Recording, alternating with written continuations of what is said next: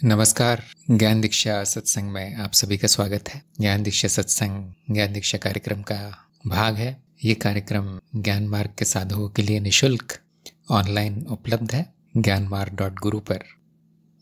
इस सत्संग में हम कार्यक्रम संबंधित कार्य करते हैं, जैसे प्रश्नोत्तर, सत्यापन और परीक्षाएं। तो आज 2 परीक्षाएं हैं। पहली परीक्षा प्रीति की है और दूसरी यादव की। तो पहले प्रीति की परीक्षा शुरू करेंगे।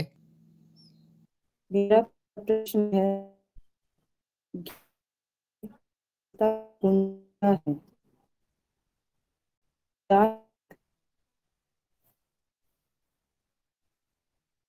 मार्ग है जहाँ साधक को पहले ही ये ज्ञान दे दिया जाता कि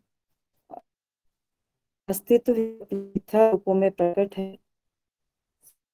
दे दिया जाता है। वहाँ सबकी खोजी,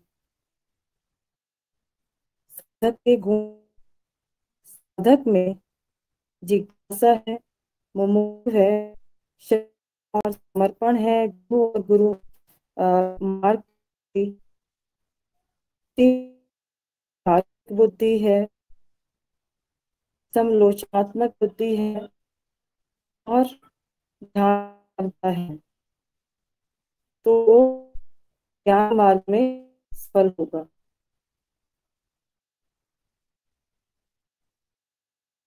दो है, मेहनत और तप से ज्ञान प्राप्ति होती है, सही या गलत?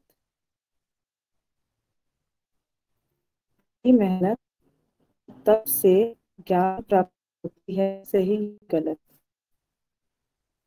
ये बात गलत है।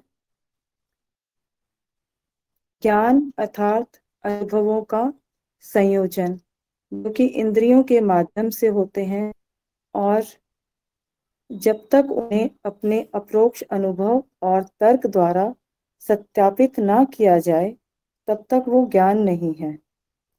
ज्ञान अर्थात अज्ञान का नाश। तो जो भी अनुभव है, उन्हें अपने अप्रोक्ष अनुभव और तर्क द्वारा सत्यापित करना है, तभी ज्ञान की प्राप्ति होती है। मेरा प्रश्न 3 है, तत्व का अभाव मिथ्या होने का प्रमाण है, सही या गलत? तत्व अर्थात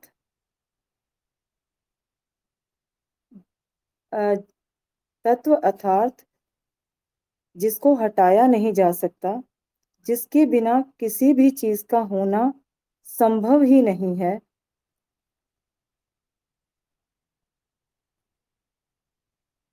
तो तत्व का अभाव हो ही नहीं सकता।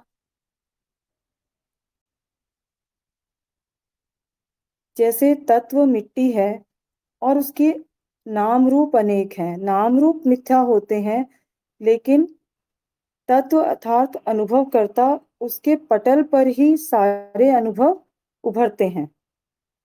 तो ये वाक्य गलत है। तत्व अर्थात अनुभव करता वो पर्दा है, जिसके जिस पर सारे चित्र उभरते हैं।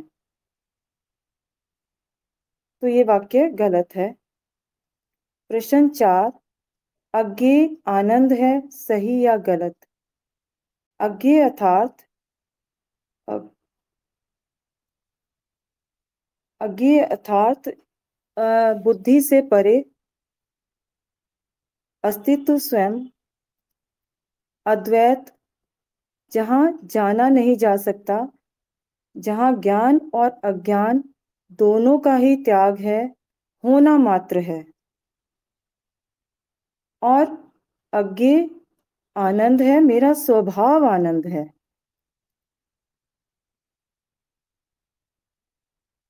तो ये वाक्य सही है।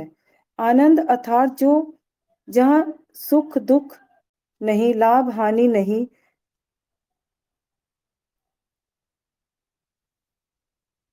ये वाक्य सही है। आगे आनंद है। प्रश्न 5, अस्तित्व के बारे में सामान्य मान्यताएं क्या हैं? अस्तित्व के बारे में सामान्य मान्यताएं क्या हैं? अस्तित्व अर्थात संपूर्णता, समग्रता, शून्यता, जहाँ होना मात्र है। अस्तित्व को जाना ही जे नहीं जा सकता, बुद्धि के परे है।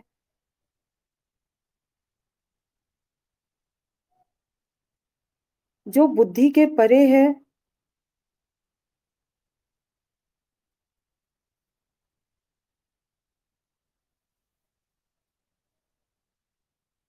केवल होना मात्र है। और मान्यताएं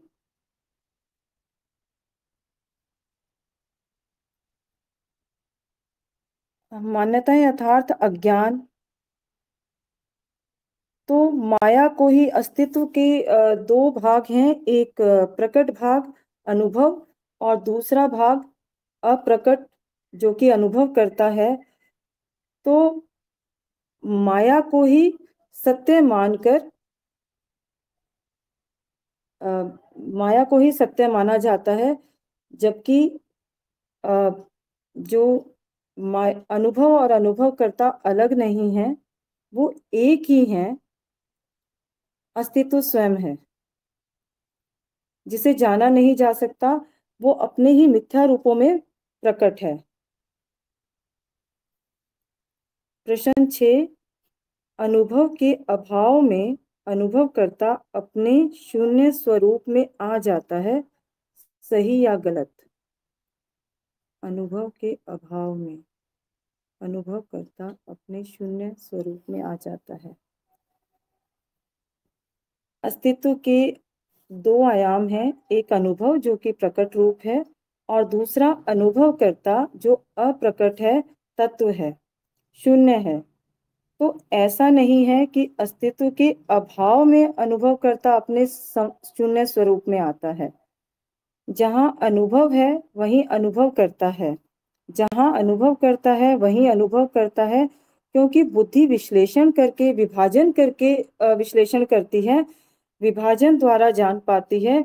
इसलिए अस्तित्व को दो भागों में विभाजित किया है, अन्यथा अनुभव और अनुभवकर्ता एक हैं, वो दो हैं ही नहीं। तो ये वाक्य गलत है।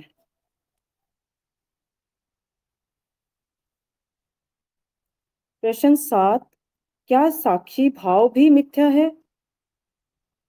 साक्षी भाव जो कि एक चित्त वृत्ति है और चित्त वृत्ति मिथ्या ही है, क्योंकि वो एक अनुभव है और अनुभव मिथ्या है, परिवर्तनशील है। चित्त वृत्ति भी परिवर्तनशील है, इसलिए मिथ्या है। तो साक्षी भाव भी मिथ्या है। प्रश्न 8, यदि सब मेरी लीला है तो हर अनुभव मेरे अनुसार क्यों नहीं होता? यदि सब मेरी लीला है तो हर अनुभव मेरे अनुसार क्यों नहीं होता? अनुभव, सभी अनुभव अनुभवकर्ता को होते हैं और अनुभव निरंतर हैं, अखंड हैं, मूलभूत हैं।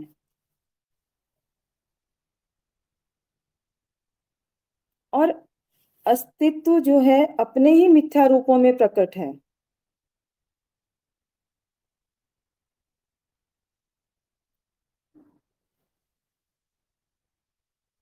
प्रश्न 9, ब्रह्म का तत्व क्या है? ब्रह्म अर्थात अस्तित्व, अज्ञेयता, जिसका जब अस्तित्व को अस्तित्व के दो आयाम हैं, अनुभव और अनुभवकर्ता। अनुभवकर्ता अस्तित्व का तत्व है जो कि शून्य है। शून्य में अनंत संभावनाएं हैं और अस्तित्व ही अपने मिथ्या रूप में प्रकट है, क्योंकि अनंत संभावनाएं हैं। ब्रह्म का तत्व शून्य है।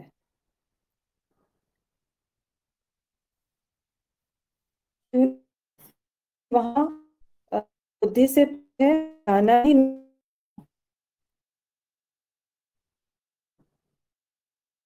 दर्शन से होगा है। से होगा छोटा है। जो आया है एक प्रकट जो परिवर्तन है, और अप्रकट है वो अदृश्य नहीं। जो प्रकट है वर्तन है, मिथ्या है, प्रकट हो सत्य है।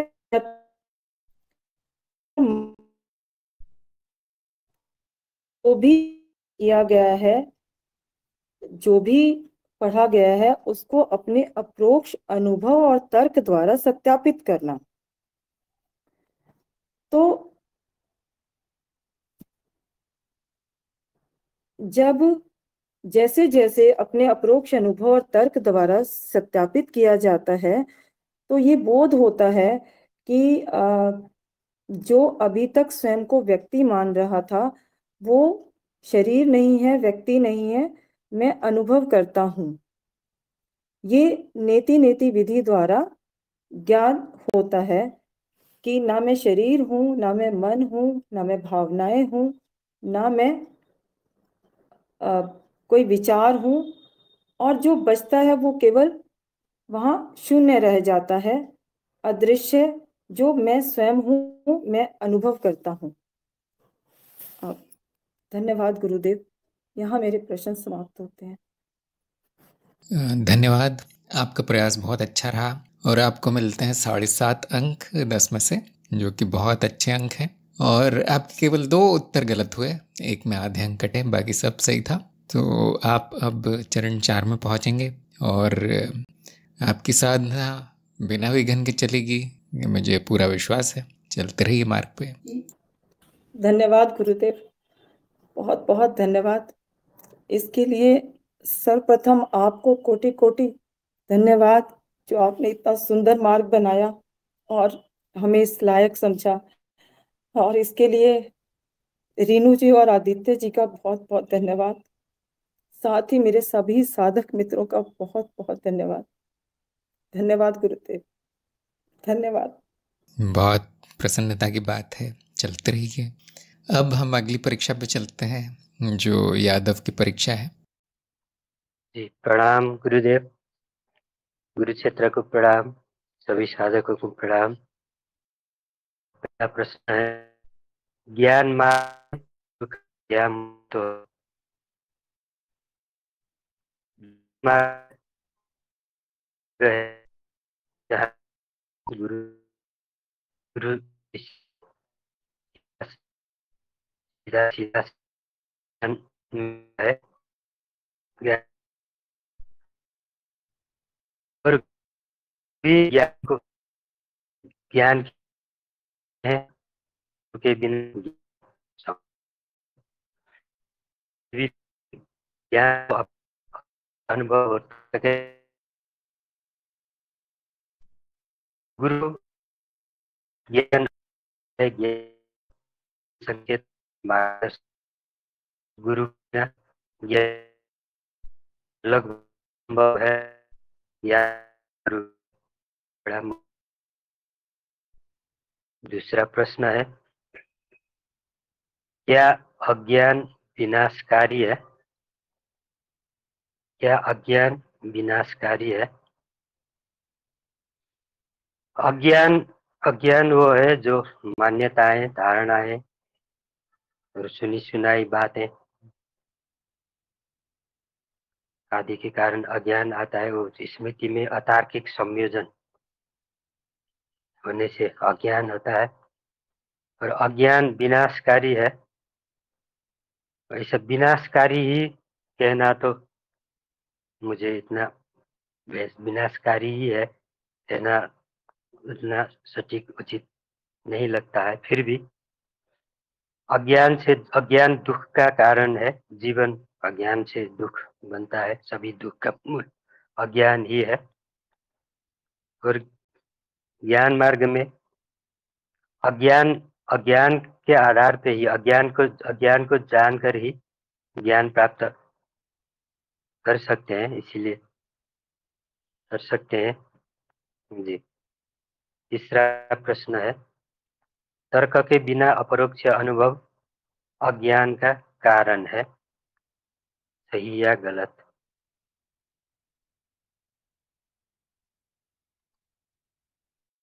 तर्क के बिना अपरोक्ष अनुभव अज्ञान का कारण है, सही या गलत? अपरोक्ष अनुभव केवल अनुभव से ही ज्ञान ज्ञान होना ज्ञान नहीं होता। इस ज्ञान होने का संभावना नहीं है। ज्ञान में तर्क बुद्धि का भी प्रयोग होगा।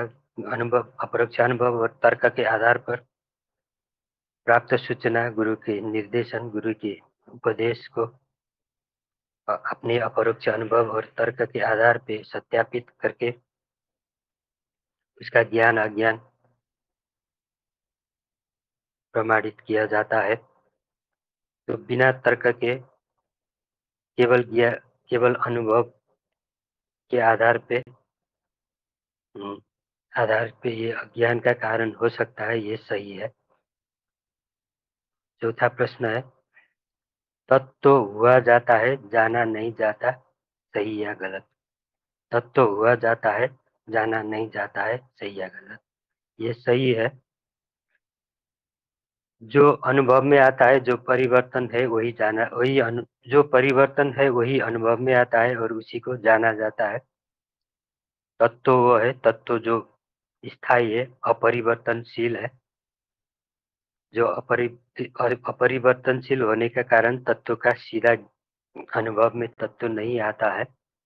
तत्व सभी अनुभव को मिथ्या जानकर मिथ्या को नेति नेति विधि से अपरोक्ष अनुभव और तर्क के आधार पे नेति विधि से सभी अज्ञान को हटा के जो बचता है वही तत्व है और ये होकर ही जाना जाता है। ये इसलिए सही है। पांचवा प्रश्न है, अज्ञेयता का कारण बुद्धि की सीमा है। अज्ञेयता का कारण बुद्धि की सीमा है, सही या गलत? अज्ञेयता वो अवस्था है जहाँ संपूर्ण अज्ञान का नाश और जानने योग्य सभी जान गया और जानने के लिए कुछ अब नहीं बचता, वो स्थिति अज्ञेयता है। और अज्ञेयता केवल बुद्धि की सीमा के कारण अज्ञेयता नहीं है। अज्ञेयता तक बुद्धि की पहुंच नहीं है। बुद्धि अनुभव तक ही बुद्धि जानती है और अनुभव तक ही बुद्धि की सीमा है। अज्ञेयता में अनुभव ज्ञान अज्ञान सबसे परे अज्ञेयता का स्थिति है। इसलिए ये सही है, ये गलत है। सही, बुद्धि की सीमा के कारण ही अज्ञेयता है ऐसा कहना गलत है। बुद्धि अज्ञेयता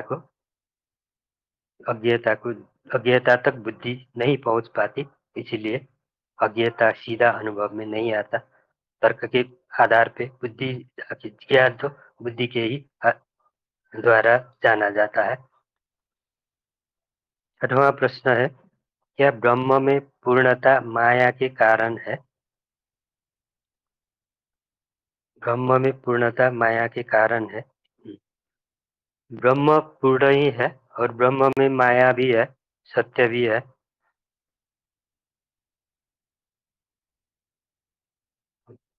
तो माया भी है, सत्य भी है। केवल माया के कारण ही ब्रह्म पूर्ण है ऐसा कहना उचित नहीं है। ब्रह्म स्वयं में पूर्ण है और सब कुछ ब्रह्म में है। सातवां प्रश्न है, मृत्यु के बाद अनुभवकर्ता शरीर त्याग कर कहाँ जाता है? मृत्यु के बाद अनुभवकर्ता शरीर त्याग कर कहाँ जाता है? अनुभवकर्ता मैं ही हूँ और मेरा तत्व अनुभव करता है। अनुभव करता है, वो अस्तित्व का वो अप्रकट आयाम है, जहाँ पे सभी अनुभव होता है, वही अनुभव करता है। और शरीर और मृत्यु ये अनुभव है, आने जाने अनुभव है। और इसका शरीर का भी अनुभव अनुभवकर्ता को होता है, मृत्यु का भी अनुभव अनुभवकर्ता को होता है। अनुभवकर्ता सदा से है, नित्य है। इसका अनुभव के आने जाने से अनुभवकर्ता का आना जाना नहीं होता। अनुभव नित्य है, पूर्ण है, अपने आप में स्थित है, स्वयं प्रकाशित है। 8वां प्रश्न है, जब सब अपने आप होता है तो क्या योजना अनावश्यक है? जब सब अपने आप होता है तो क्या योजना अनावश्यक है? यहाँ पे सब अपने आप होता है, क्या मतलब? सभी अनुभव और अस्तित्व में सब कुछ अपने आप ही चलता है, अपने नियम के अनुसार ही होता है। योजना ये माया में जीवन उत्तरजीविता के लिए योजना विज्ञान आदि का आवश्यक हो सकता है। ये जीवन उत्तरजीविता के लिए योजना बना के कर्म करने से जीवन सरल हो सकता है। सब अपने आप होता है का तात्पर्य यहाँ अस्तित्व से होना चाहिए। तो अस्तित्व में जो कुछ भी होता है ये अपने आप है, स्वतः ही है, अकारण है। 9वां प्रश्न है, यदि सभी अनुभव मिथ्या है तो उनका क्या लाभ? अस्तित्व में अनुभव है, अनुभव करता है, और अनुभव का परिभाषा ही है कि अनुभव परिवर्तनशील है। जो परिवर्तनशील है वो मिथ्या है। और मिथ्या का क्या लाभ? अनुभव में वो मिथ्या मिथ्या ही अनुभव में आता है, और अनुभव के आधार पर ही ये अनुभव को मिथ्या जान के सत्य को जान लिया जाता है। सत्य को जानने के लिए अनुभव मिथ्या है ये जानकर जो मिथ्या हटा के नेति नेति विधि से सभी मिथ्या हटा के जो शुद्ध स्वरूप में हुआ जाता है और सत्य का ज्ञान होता है, यही मिथ्या का लाभ है। 10वां प्रश्न है, मनन कब विफल हो जाता है?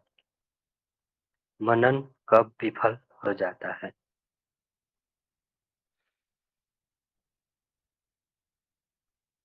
मनन मनन वो है जो गुरु के उपदेश द्वारा मिले सूचना संकेत या किसी सूचना के माध्यम से मिले सूचना का अपने अनुभव और तर्क के आधार पर सत्यापित करना, इसके प्रमाण लेना और इस पर विचार करके इसका प्रमाण जानना, ये मनन है। अगर अनुभव नहीं है, बिना अनुभव के आए हुए, बिना अनुभव के कोई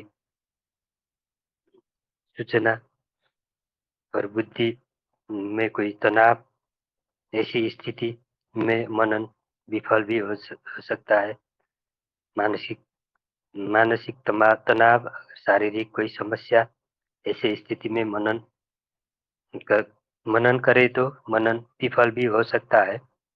इस अवस्था में मनन को स्थगित रखकर कोई समस्या है तो गुरु से परामर्श करके इसका समाधान करना होता है, करना चाहिए।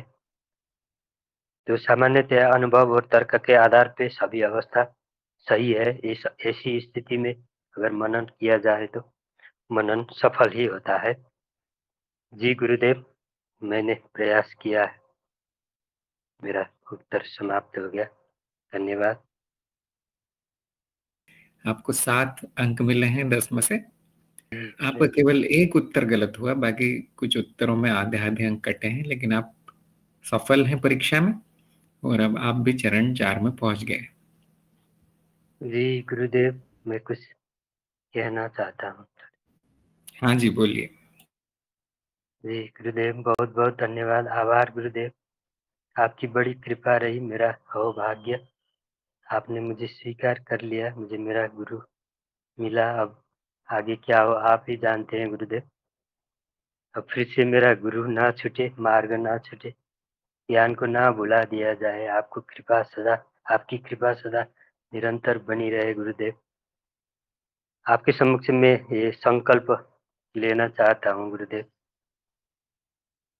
मैं मार्ग के प्रति, गुरु के प्रति समर्पित होकर पूर्ण निष्ठा के साथ मार्ग में चलूंगा, जब तक मेरा लक्ष्य प्राप्त न हो। और गुरु क्षेत्र से आपसे यह प्रार्थना करता हूँ, मेरे ज्ञान के लिए, मुक्ति के लिए जो आवश्यक हो वो मेरे लिए वही हो। और मैं उन अग्रज साधकों को धन्यवाद और आभार व्यक्त करना चाहता हूँ। अशोक जी, भवानी जी, निशिगंधा जी, चेतनदीप जी, अजय जी, भीष्म जी, इन्होंने मेरी परीक्षा की तैयारी बहुत मेहनत और निस्वार्थ भाव से करवाए। वेदांश जी, जया जी, आनंदमय जी, सबसे मार्गदर्शन करते रहे सबने। और दक्षा जी, मधु जी को भी मैं धन्यवाद और सफलता के लिए शुभकामना व्यक्त करना चाहता हूँ। उन्होंने भी मेरी भाषा के लिए, ये हिंदी भाषा मेरा थोड़ा कमजोर है गुरुदेव, उन्होंने बहुत सहायता की भाषा बोलने के लिए। धन्यवाद, प्रणाम गुरुदेव। बहुत खुशी की बात है, और आपकी भाषा बिल्कुल सही है, आप चिंता मत कीजिए। इतनी हिंदी काफ़ी है कार्यक्रम में सफलता के लिए, और ज्ञान भी सही है। तो अब आपका मार्ग खुला है, चलते रहिए। तो हम चर्चा करेंगे प्रश्नों पर। हाँ जी, प्रणाम। प्रश्नों पर चर्चा करेंगे। जो गलत हुए उत्तर मैं बताने का प्रयास करूँगा, लेकिन यदि किसी और के प्रश्न है तो वो पहले पूछ सकते हैं, ताकि आपको प्रतीक्षा नहीं करनी पड़े। अच्छा, एक प्रश्न आ गया है अनिल का। अस्तित्व में जो भी अनुभव प्रकट हो रहे हैं, क्या वह अपने आप हो रहे हैं? अगर इसका उत्तर हाँ है तो मेरा क्या कर्म करना बाकी रह जाता है? अगर इसका उत्तर नहीं है तो क्या उन पर मेरा वर्चस्व हो सकता है? मतलब मैं जो चाहे वह अनुभव ले सकता हूँ। बहुत अच्छा प्रश्न है, और मुझे लगता है परीक्षा में भी 2 प्रश्न आज यही आए हैं कि मेरी सब लीला है तो मेरे अनुसार क्यों नहीं होता, और योजना का क्या लाभ है, आवश्यक है क्या, क्योंकि सब अपने आप होता है।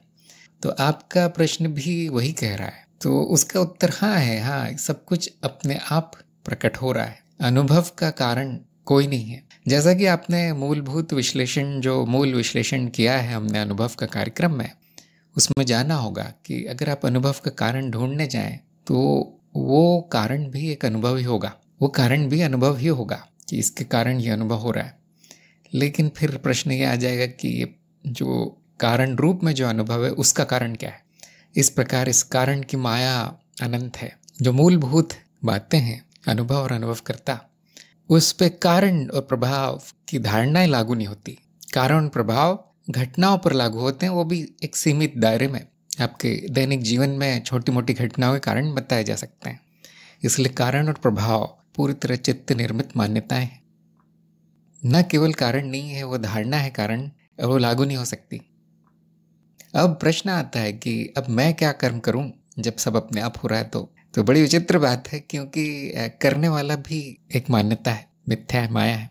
यहाँ पे कोई करता है नहीं। जब करने वाला नहीं है तो उसके बारे में प्रश्न खत्म हो जाने चाहिए सारे। क्या करना चाहिए, कैसे करना चाहिए, क्यों करना चाहिए, मुझे क्या करना चाहिए, ये जो मैं, वो करने वाला, ये दोनों की दोनों मान्यताएं हैं। फिर उसका कोई सत्य नहीं है।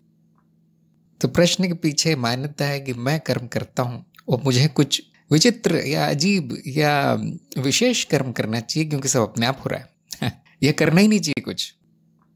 ये इस प्रकार के प्रश्न क्यों आए? क्योंकि कर्ता को सत्य मान लिया गया है। अगर वह है नहीं तो कर्ता से संबंधित सारे प्रश्न नष्ट हो जाते हैं, उनका उत्तर देने की आवश्यकता नहीं। फिर मैं आपको एक उदाहरण देता हूँ, थोड़ा हंसी मजाक वाला उदाहरण है कि मैं सोच रहा हूँ कि अगले साल गाय खरीदूँ। अब आज मैं दूध की खीर बनाऊँ या दूध का पनीर बनाऊँ या लस्सी बनाऊँ, क्या बनाऊँ? आज गाय नहीं है, अभी अगले साल खरीदूँगा। लेकिन आज समस्या है मेरे सामने कि मैं वो जो गाय का दूध है जो अभी है नहीं, उसका क्या बनाऊँ? अब आप देख सकते हैं कि यहाँ क्या हो रहा है। जो है नहीं उसके बारे में प्रश्न आया है, और वो प्रश्न बड़ा तार्किक लगता है कि हाँ, ये तो बहुत बड़ा प्रश्न है कि आज दूध का क्या बनेगा, जबकि न दूध है न कुछ और। यहाँ तक कि वो गाय भी नहीं है। यहाँ पे एक संभावना है कि अगले साल गाय खरीद लूँगा मैं, लेकिन जो कर्ता वाला मामला है उसमें कर्ता कभी नहीं आएगा। और इनके प्रश्न का अगला भाग था कि क्या उन पर मेरा वर्चस्व हो सकता है। ये मैं और मेरा समस्या है। जब वो है नहीं तो उसका वर्चस्व भी नहीं हो सकता और कुछ और भी नहीं हो सकता। क्या मैं जो चाहे वो अनुभव ले सकता हूँ? नहीं, क्योंकि ये जो चाह रहा है वो है नहीं। वो उस गाय का दूध है जो अभी तक खरीदी नहीं गई, जो अभी तक पैदा नहीं हुई है, कभी पैदा होगी भी नहीं। चाहना अर्थात इच्छा करने वाला कोई नहीं है। इच्छा ऐसी प्रतीत होती है मन में एक घटना की तरह। बाद में अहम भाव आता है, जो अज्ञान के कारण है अहम भाव। वो कहता है मेरी इच्छा है, ये मैंने ही इच्छा की है, मैंने किया है ये, अब मुझे वो कर्म करना है। ये जो जैसे क्रिकेट का खेल आपने देखा होगा ना, मैदान में क्रिकेट चलता है और रेडियो पे या टीवी पे वो कमेंट्री देता है पीछे से। पहले खेल है या पहले कमेंट्री है? क्या कमेंट्री के कारण मैदान में खेल हो रहा है? क्या कहेंगे सब लोग? जो कमेंट्री दे रहा है वो ये सोचता है कि मैं जो बोल रहा हूँ वो मैदान में हो रहा है। क्या बात सच है? वो केवल कमेंट्री है। ऐसी तरह जो अहम भाव, अहम वृत्ति है मन में, वो कमेंट्री है बस। जो हो रहा है ये मेरा है, नहीं ये मेरा नहीं है, नहीं ये ऐसा हुआ, नहीं मैं वैसा करूँगा, तो ये मैं है नहीं। जिसके कारण कुछ हो जाए ऐसा कुछ कोई है नहीं, ऐसा कुछ है नहीं। चाहने वाला कोई है नहीं, इच्छा करने वाला कोई है नहीं। और जो इच्छा है, ये जो भी मन में या इस जगत में जो भी प्रकट हो जाता है वो भी मिथ्या है। अनिल को मैं कहूँगा, अहम पर मनन कीजिए, क्या वो सत्य है? क्या वो उस दूध की तरह नहीं है जो कभी आएगा नहीं, काल्पनिक? क्या वो कमेंट्री की तरह नहीं है जो हो रहा है उस पर अपना कब्जा जमा रहा है? बस इस पर मनन कीजिए और प्रयोग भी कर सकते हैं। जो भी हो रहा है आप उस पर नियंत्रण करने का प्रयास कर सकते हैं। बारिश की एक बूंद भी अगर नियंत्रित हो गई तो बड़ा चमत्कार हो जाएगा। वो ऐसे हो जाएगा कि कमेंट्री करने वाला बोल रहा है कि मेरे कारण ये टीम जीती है क्योंकि मैं बोल रहा था। बस आवाज़ है वो मन में जो आती है, मैं है कुछ नहीं। न वो करता कुछ है न होता कुछ है। कभी कभी जो सोचा गया है कभी कभी वो हो जाता है और फिर उसे आवाज़ आती है मैंने किया है, लेकिन हमेशा नहीं होता। जैसा कि सभी का अनुभव होगा, सभी का ज्ञान होगा कि ऐसा हमेशा नहीं होता। जब वो हो जाता है जो आवाज़ आई है उसके अनुसार, तो हम उस पर अपना दावा ऐसा ठोक देता है कि मैंने किया है। नहीं होता, जो कि अक्सर होगा। हमेशा हर चीज़ नहीं होती है जो सोचा गया है उसके अनुसार। तो वो कहता है कोई और है जिसके कारण मेरा काम विफल हो गया। न केवल वो अहम स्वयं को सत्य मानता है, वो दूसरे लोगों को भी सत्य मानता है, दूसरे व्यक्ति को भी सत्य मानता है। जैसे एक यहाँ अहम है वैसे वहाँ भी है, ऐसा बोलता है। तो उसके कारण मेरा काम नहीं हुआ। ऐसा अगर वो ऐसा कर देता तो फिर हाँ मैं कुछ कर सकता था। तो बड़ी विचित्र चीज़ है माया, पूरा घुमा देती है उल्टा और उसको सत्य बताती है। लेकिन प्रयोग कर सकते हैं आप कि आप जो चाहे, जो भी विचार या इच्छाएं उठ रही है, कोशिश कीजिए कि वो अनुभव हो जाए। ऐसा 1 हफ्ते तक कीजिए और अगली सत्संग में मुझे बताइए। अप्रोक्ष अनुभव और तर्क, है ना, तर्क तो मैंने यहाँ बैठे बैठे दे दिया। अब अप्रोक्ष अनुभव प्रयोग के माध्यम से आपको लेना है। क्या होता है उससे पहले जो करने वाला है उसका भी सत्य जानने का प्रयास कीजिए।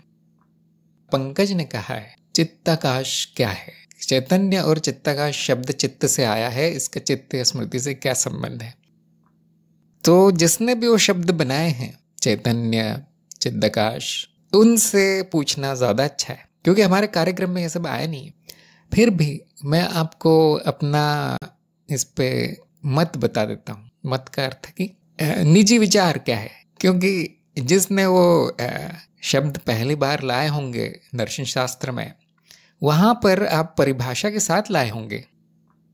पंकज को मैं बताना चाहता हूँ कि जब भी आप पढ़ेंगे या सुनेंगे तो साथ में परिभाषा लिखी मिलेगी। अगर आपने बिना परिभाषा के सुन लिए हैं कुछ शब्द तो उसका क्या अर्थ है फिर? और फिर अर्थ जान के करेंगे क्या आप? क्योंकि अध्ययन तो आपने कुछ किया नहीं। उस किताब का अध्ययन कीजिए जहाँ पे वो पहली बार आता है वो शब्द, और आप बोलेंगे नहीं मुझे क्या करना है, हाँ तो फिर कोई अर्थ ही नहीं है। इस प्रकार के 1000 शब्द आप ले आएंगे तो भी अर्थहीन है। क्या हुआ होगा, आपने ऐसे चलते फिरते कहीं से सुन लिया होगा और मन में एक जिज्ञासा आई होगी, ये कुछ बोल रहे हैं, इसका क्या अर्थ है? लेकिन आपने उस पर फिर कार्य नहीं किया, जानने का प्रयास नहीं किया, उस व्यक्ति से संपर्क नहीं किया कि आप ये बोल रहे थे, इसका अर्थ बताइए। तो समस्या क्या है कि मैं जिसके अर्थ जानता हूँ वो मैं बोलता हूँ वो शब्द, और वो बता सकता हूँ। कोई और क्या बोलता है वो मैं बस अनुमान लगा सकता हूँ, तीर तुक्का लगा सकता हूँ। अगर आपको पसंद है तो मैं बता देता हूँ, लेकिन सच नहीं मानना है उसको फिर। तो चिदाकाश धारणा है जहाँ पर भी सारे अनुभव प्रकट होते हैं। आपने मुझे भी कहते सुना होगा, सभी अनुभव चित्त निर्मित है, सभी अनुभव चित्त के हैं। जिस भूमि पर वो प्रकट होते हैं, जिस आकाश में प्रकट होते हैं वो अनुभव चिदाकाश। एक और अर्थ इसका ये हो सकता है कि जो प्रकाशित है, जो सभी को प्रकाशित करता है, वो चिदाकाश है। चैतन्य का अर्थ बड़ा आसान है, जिसके प्रकाश में सभी अनुभवों को देखा जाता है और वो आप अनुभव करता, उसका पर्यायवाची मान सकते हैं। परंतु फिर भी जिस दर्शन में ये शब्द प्रयोग किए गए हैं, अगर आपको रुचि है तो उसकी गहराई में आप जाइए। कभी कभी हम कविता में ऐसे बोल देते हैं कि वो बड़े सुंदर शब्द हैं, मैं चैतन्य हूँ। हम सोचते हैं कि उससे बस जो बोला जा रहा है वो थोड़ा सा रुचिपूर्ण हो जाएगा, थोड़ा सा रस उसमें आएगा। हमारा कभी उसमें सिखाने का उद्देश्य नहीं होता जब ये सब बोला जाता है। कविता का है, गीत संगीत बोला जा रहा है। जब सिखाने का किसी का उद्देश्य होता है तो पहले परिभाषा लिखता है वो गुरु, आज मैं आपको चिदाकाश सिखाऊंगा। अब शुरू होती है परिभाषा। कहाँ है वो किताब कहाँ है, वो वीडियो या वो गुरु कहाँ है, ढूंढिए। मैं आपको वो सब बता सकता हूँ जो हमारे कार्यक्रम में बताया गया है, और आप ध्यान देंगे अगर हर शब्द परिभाषा से शुरू होता है कार्यक्रम में, सटीक परिभाषा, अब उसका अर्थ है, अब वो कविता नहीं है। ऐसे ही जो बड़े बड़े ग्रंथ हैं आप देख लीजिए, जैसे एक बहुत अच्छा ग्रंथ है पातंजलि योग सूत्र, हर चीज़ की परिभाषा, अब मैं योग बताऊंगा, शुरू ऐसा होता है और फिर एक के बाद एक परिभाषाएं आती जाती हैं। आप देखेंगे वहाँ पे कुछ परिभाषाएं है नहीं। ऐसा क्यों? क्योंकि वो सांख्य दर्शन का भाग है। ये उसमें मान लिया गया कि शिष्य ने सांख्य दर्शन पूरा पढ़ा हुआ है, वो ज्ञानी है सांख्य का, अब योग बताया जा रहा है। जब भी आप किसी विषय के बारे में जानना चाहते हैं, अगर आपकी रुचि है, गंभीरता से जानना चाहते हैं, तो उसके गहराई में जाइए, जहाँ से वो आया है उस ग्रंथ तक जाइए। और वो ग्रंथ शायद समझना है क्योंकि बहुत पुराने होते हैं ये सब, तो आपको गुरु भी चाहिए जो उस विषय का ज्ञानी है, जो उस विषय का पंडित है, एक्सपर्ट है, वही बता पाएगा। और अगर आपको बस यूं ही जिज्ञासा है तो वो शब्द किसी काम के नहीं है, उसके बिना भी पूर्ण ज्ञान हो सकता है। नंबर 2, जीवात्मा और प्रेतात्मा क्या है? जैसे कि मैंने बताया, ज्ञान मार्ग में ऐसा कुछ है नहीं, आत्मन है और ब्रह्मन है और दोनों एक ही है। तो तीसरा प्रश्न भी ऐसे ही कोई शब्द पूछ रहे हैं, प्रज्ञानम ब्रह्म का अर्थ क्या है? जहां आपने पढ़ा है वह अर्थ लिखा होता है, और अगर नहीं तो आपने गलत जगह पढ़ा है, केवल सुन लिया है। तो सभी से अनुरोध है कि ज्ञान दीक्षा कार्यक्रम से संबंधित शब्दावली का प्रयोग कीजिए। ऐसे हजारों शब्द हैं। मैं शब्दकोश का पंडित नहीं हूँ, मुझे केवल इतना पता है जो ज्ञान मार्ग में काम का है। हर संस्कृत शब्द का, हर उर्दू, फारसी और लैटिन और अंग्रेजी शब्द का अर्थ मैं नहीं जानता, न मैंने वो किताबें पढ़ी हैं कभी। तो मैं इतना बता सकता हूँ कि अध्ययन कैसे करना है। अगर आपने शब्द सुन लिया है तो जिस दर्शन का, जिस मार्ग का वो शब्द है, उसके गुरु को आपको मिलना है, जाके पूछना है कि मैंने ऐसा सुना है। पहले तो गुरु हंसेगा कि सुन के क्या फ़ायदा है, और तुम एक शब्द का अर्थ जान लोगे तो उसका क्या फ़ायदा है, क्या पंडित हो जाओगे? ऐसे हंसेगा वो। शुरुआत करवाएगा आपकी प्रथम अध्याय, ये पहला पाठ है, इसको पढ़ो, 2 महीने बाद आना। हर गुरु, हर शिक्षक ऐसा ही करता है। और जो लोग शब्दों के पहाड़ इकट्ठे कर रहे हैं वो शब्दकोश बन जाएंगे, ज्ञानी नहीं। तो पंकज को मैं कहूँगा ये तरीका है देखिए अध्ययन करने का, कहीं से शब्द सुन लेना और किसी और से जाके पूछना जिससे कोई मतलब नहीं उस शब्द से, जिसके मार्ग में भी वो शब्द नहीं आता। क्या ये बुद्धिमानी है? इसका भी मैं एक उदाहरण देता हूँ कि आप हार्डवेयर की दुकान में आलू, प्याज और दूध, दही खरीदने जाते हैं, तो हार्डवेयर वाला क्या बोलेगा? मेरे पास हथौड़ा है, कील है, सीमेंट भी है, आपको खानी है तो ले लो। लेकिन ये सब हमारे यहाँ नहीं मिलता। तो ऐसा हो गया, देखिए आपको खाने की चीज़ें चाहिए, आप हार्डवेयर वाले की दुकान में आ गए। ज्ञान मार्ग, क्या ये बुद्धिमानी? आप वो शब्द लाइए जो हमारे कार्यक्रम में बताए गए हैं। अगर उस पर मनन करने के बाद भी वो समझ में नहीं आता तो सत्संग में पूछना चाहिए, और मैं पूरी कोशिश करूँगा कि मैं बताऊँ उसका अर्थ, क्योंकि मैं नहीं बताया तो मुझे आएगा। अगर मुझे ही नहीं आया, मैंने क्या बताया, तो फिर कार्यक्रम छोड़ देना ही अच्छा है। लेकिन 3000 साल पहले किसी ने कोई किताब लिख दी, किसी ने 3 मिनट का वीडियो बना दिया, उसमें एक बार एक शब्द बोल दिया, अब आप आ जाते हैं सत्संग में कि हाँ यहाँ सब कुछ पता चल जाएगा, मुझे पूर्ण ज्ञान हो जाएगा। वो ठीक नहीं है। अध्ययन करना है तो उसका एक बहुत अच्छा तरीका होता है। आपकी रुचि है तो उस व्यवस्थित तरीके से चलिए। गुरु, शास्त्र और मार्ग आवश्यक है। बहुत से लोग कहेंगे नहीं मुझे क्या इसमें इतने साल देने का और इतना पैसा खर्च होगा और एक शब्द के लिए मैं क्यों करूं। बिल्कुल सही है, एक शब्द के कोई अर्थ नहीं, कोई मोल नहीं है शब्दों का। ऐसे तो कितने जानेंगे। तो जो सीखना चाहता है और जो सिखा रहा है उसी तक अगर आप सीमित रहें तो आपको ज्ञान होगा। अगर आप विषय से भटक जाते हैं, मार्ग से भटक जाते हैं, तो जो आप सीखने की कोशिश कर रहे हैं वो भी अच्छे से नहीं सीख पाएंगे।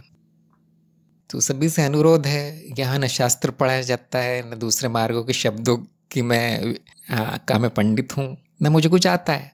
तो इसीलिए ज्ञान मार्ग तक सीमित रहें और केवल ज्ञान दीक्षा कार्यक्रम की शब्दावली प्रयोग करें तो आपको सफलता मिल जाएगी, आपका काम हो जाएगा। बाकी संस्कृत तो मुझे बिल्कुल नहीं आती, देखिए अंग्रेजी भी थोड़ी सी आती है। भीष्म ने पूछा है कि ब्रह्म में जीवत्व भाव क्यों आता है? क्या अहम भाव और चित्त जीवित होने के कारण है या उसका परिणाम है? ब्रह्म में अनंत तरह के भाव आते हैं, सब कुछ अकारण है। जैसे कि अभी बताया मैंने कि कारण का भी फिर अनुभव हो जाएगा और फिर यही पूछना पड़ेगा कि ये किस कारण है। यहाँ सब कुछ प्रकट हो सकता है और उसका कोई कारण नहीं, कारण और प्रभाव मान्यता है। क्या अहम भाव और चित्त जीवित होने के कारण है या उसका परिणाम है? न परिणाम है न कारण है, न प्रभाव है न कारण है। ये अहम वृत्ति जीव को जीवित रखने के लिए लाभदायी है, जीव को जीवित रखने के लिए आवश्यक है, इसलिए चल रही। अहम भाव के कारण, अहम वृत्ति के कारण वो जीव कुछ देर स्थायी रह पाता है, कुछ देर, ज्यादा नहीं रहता, हमेशा के लिए नहीं रहेगा, वो तो मर जाता है। तो ऐसा नहीं कि जीव पहले आया फिर उसके परिणाम स्वरूप उसमें हम, ऐसा नहीं है, वो सब एक साथ ही उभरे हैं। जीवन के लिए जो आवश्यक है वो जीव के साथ ही प्रकट होता है। और आपने चित्त के बारे में पूछा है, तो चित्त की परिभाषा हमारे कार्यक्रम के अनुसार कम से कम ऐसी है कि जो स्मृति परतों में जमी है वो चित्त है। तो उल्टा कह सकते हैं कि इस स्मृति के कारण जीव है। कभी कभी हम कहेंगे इसको कारण शरीर, इसके कारण जीव है। नंबर 2, इनका क्या चेतना में स्थित रहते हुए अनावश्यक कार्य होने संभव है? हाँ, सब कुछ संभव है, आपको उसका भी ज्ञान हो जाएगा। आपको ये भी दिख पड़ेगा कि ये कार्य जो हो रहा है सामने वो अनावश्यक है। जैसे मान लीजिए मनोरंजक कार्य है या आप किसी और के लिए कर रहे हैं जो कि ज़रूरी नहीं है फिर भी कर रहे हैं, किसी और की खुशी के लिए कर रहे हैं, तो हर प्रकार के कार्य हो सकते हैं। ऐसा नहीं कि चेतना है तो 1-2 कार्य होना असंभव हो जाएगा और आप सोचते रहेंगे मैं अब तो ये कर ही नहीं पाता। ऐसा नहीं, पूरी तरह कर पाएंगे। वो जो भी होगा कार्य वो प्रकाशित होगा। हम ऐसा क्यों कहते हैं कि साक्षी भाव में या चेतना में जो आवश्यक है होता है? क्योंकि बुद्धि यह निर्णय लेती है कि ये चीज अनावश्यक है, ये करना अनावश्यक है, और वो फिर त्याग दिया जाता है कर्म। ये भी दिखेगा आपको, इसके भी आप साक्षी रहेंगे। तो ये चुनाव है, ये स्वेच्छा है जीव की, जिसके कारण अनावश्यक का त्याग होता है। ये नियम नहीं है कि साक्षी भाव आ गया तो अब होगा ही नहीं कुछ। इस सृष्टि का नियम नहीं है, न भौतिक जगत का नियम है, न विज्ञान का नियम है। ध्यान दीजिए, हम पूरी तरह विज्ञान के क्षेत्र में, मतलब माया के क्षेत्र में, यहाँ पे स्वेच्छा सत्य है, यहाँ पे व्यक्ति सत्य है। तो कोई भी कार्य होने वाला है, इच्छा है उसकी, तो आप देखेंगे साक्षी भाव में वो प्रकाशित होगा। अगर वो बुद्धि कहती है अनावश्यक है, वो भी ज्ञात होगा, हाँ ये अनावश्यक है। बुद्धि कहती है बहुत आवश्यक है, वो भी ज्ञात होगा। उसके बाद एक निर्णय होगा करना है या नहीं, और वो भी ज्ञात होगा, वो भी साक्षी भाव में होगा। और कभी कभी ये निर्णय भी लिया जाएगा अनावश्यक है फिर भी कर लेते हैं, कुछ ना कुछ उसका कारण होगा, सुखदायी होगा, आनंददायी होगा, या किसी और के लिए आवश्यक होगा। इस प्रकार चेतना का अर्थ ये नहीं होता कि आप सीमित हो जाते हैं, ये सब नहीं होगा आगे से। चेतना का अर्थ ये है कि आप असीमित हो जाते हैं, अब आप जो चाहे कर पाएंगे, परंतु आप स्वयं निर्णय लेंगे कि मैं ये कार्य करूंगा, ये नहीं करूंगा। क्या ये पहले संभव नहीं था? हाँ, पहले सीमा थी, पहले बंधन था कि जो मन में आ गया वो कर दिया जाता है, उसमें कोई सोच विचार नहीं होता। अंधकार में आवेग कहते हैं, वैसे आवेग, इम्पल्स आ गया, वो हो गया, उसके बीच में कोई अंतराल नहीं होता, उसके बीच में कोई नियंत्रण नहीं होता, इच्छा और कर्म के बीच में। तो आपकी सीमा बढ़ जाती है साक्षी भाव में, आपकी योग्यता बढ़ जाती, घटती नहीं तो हम कभी नहीं बताते कि ये साधना करो। निशिगंधा ने कहा खेल के कारण कमेंट्री है। हाँ जी अभी जो मैंने उत्तर दिया उसमें स्पष्ट करना जरूरी है कि ये खेल चल रहा है साक्षी भाव का, कोई कर नहीं रहा। यहाँ पर भी अहम आएगा, बोलेगा मैं साक्षी भाव में हूं और मैंने ये निर्णय लिया, और ये भी प्रकाशित हो जाएगा। अहम की कमेंट्री भी प्रकाशित हो जाएगी। ऐसा नहीं कि वो अहम आ गया तो अज्ञान आ गया, ऐसा नहीं। वो जो वृत्ति है हम की, वो संपूर्ण प्रकाश में चलेगी कि हाँ ऐसे विचार आ रहे हैं, ये ऐसा हो रहा है। क्या उसको रोक देना है, कि उसको जड़ से खत्म कर देना है हम की वृत्ति को, विचारों को, हम के? नहीं, देखते रहना है, क्योंकि वो भी जरूरी है वो भी आवश्यक है। एक नियम जरूर बना सकते हैं जिस पे कि बहुत लोग सच नहीं मानेंगे, उसमें मतभेद हो जाएगा, कि चित्त में जो भी होता है वो आवश्यक ही होता है। मैंने भी बहुत जगह ऐसा कहा है। शुरू में मैं ऐसा कहता था और फिर मैंने देखा सब लोग उलझ जाते हैं इसमें, अधिकतर लोगों को समझ में नहीं आता। मैं ऐसा कहता था पहले कि चित्त मशीन की तरह है, कंप्यूटर की तरह है, उसमें जो भरा है ठीक वैसा होगा, और कुछ नहीं हो सकता, और कुछ संभव ही नहीं है, बस उतना ही संभव है जो स्मृति में भरा है। अब ये थोड़ी उन्नत बात है, ये विज्ञान की थोड़ी सी गहरी बात है, तो जिसकी भी रुचि है इस पर मनन कर सकते हैं, खोजबीन कर सकते हैं क्या ऐसा होता है।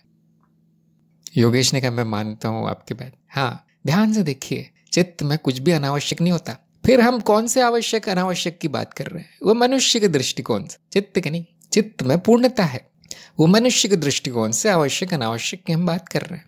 ध्यान दीजिए, चित्त में ठीक वो आता है जो स्मृति में भरा है, उसके बाद मनुष्य की बुद्धि चलती है कि ये वाला आवश्यक है, ये अनावश्यक। ये विवेक हम कहते हैं इसे, भेद की वृत्ति बाद में चलती। ये वृत्ति का चलना भी आवश्यक है चित्त के दृष्टिकोण से, क्योंकि साक्षी भाव आ गया है, ज्ञान आ गया है, तो अब वो मशीन इस तरह चलेगी। जिसमें ज्ञान नहीं है, साक्षी भाव नहीं है, उसमें ये योग्यता नहीं है प्रकाशित करने की वृत्तियों को, विचारों को, भावनाओं को, कर्म को, तो वो भी पूर्णता है, वो भी बिल्कुल सही चल रहा है चित्त के दृष्टिकोण से, क्योंकि वहां पे वो उतना प्रोग्राम नहीं लिखा गया है साक्षी भाव का, जैसा स्मृति में ठीक वैसा हो जाता है।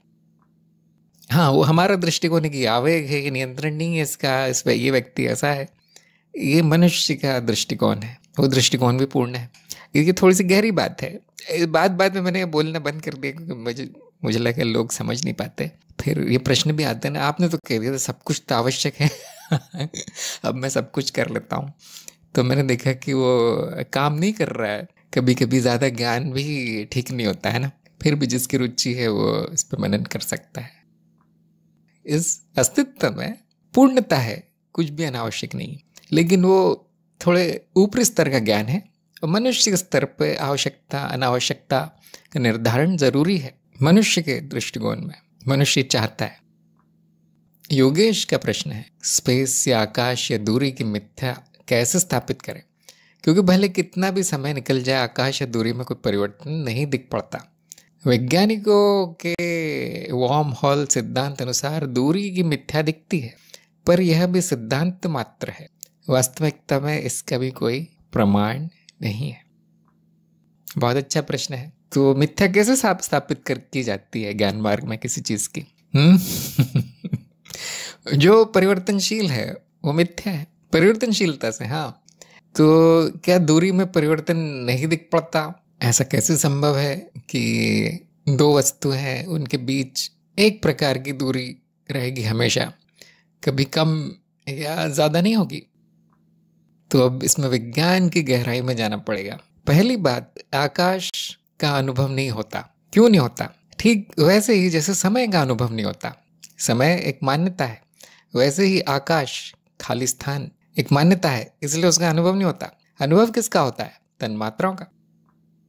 तो जिसका अनुभव नहीं होता, जो केवल मान्यता है, उसमें परिवर्तन नहीं दिखेगा, वही बात समय के बारे में कह सकते हैं कि 1 घंटे में हमेशा 60 मिनट ही होते हैं, 1 मिनट में हमेशा 60 सेकंड ही होते हैं, कोई परिवर्तन नहीं दिखता, ऐसा हजारों साल से।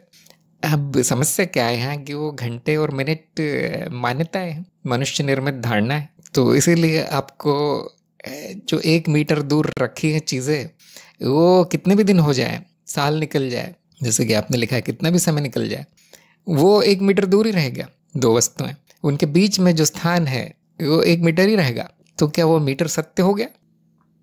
बड़ी समस्या है, क्योंकि वो है नहीं। देखिए, वो मीटर है नहीं, वो धारणा है, जैसे मिनट सेकंड। इसलिए वो वैसा ही रहेगा। जब तक आपके मन में वो धारणा एक जैसी है, तब तक वो एक जैसा ही रहेगा। क्या परिवर्तित होगा? वो वस्तुएं चली जाएंगी, वो वस्तुएं नहीं रहेंगी, जिसको हम कहते हैं तन्मात्रा। वो प्रकट है, कम से कम प्रकट है, आकाश या स्थान प्रकट भी नहीं है।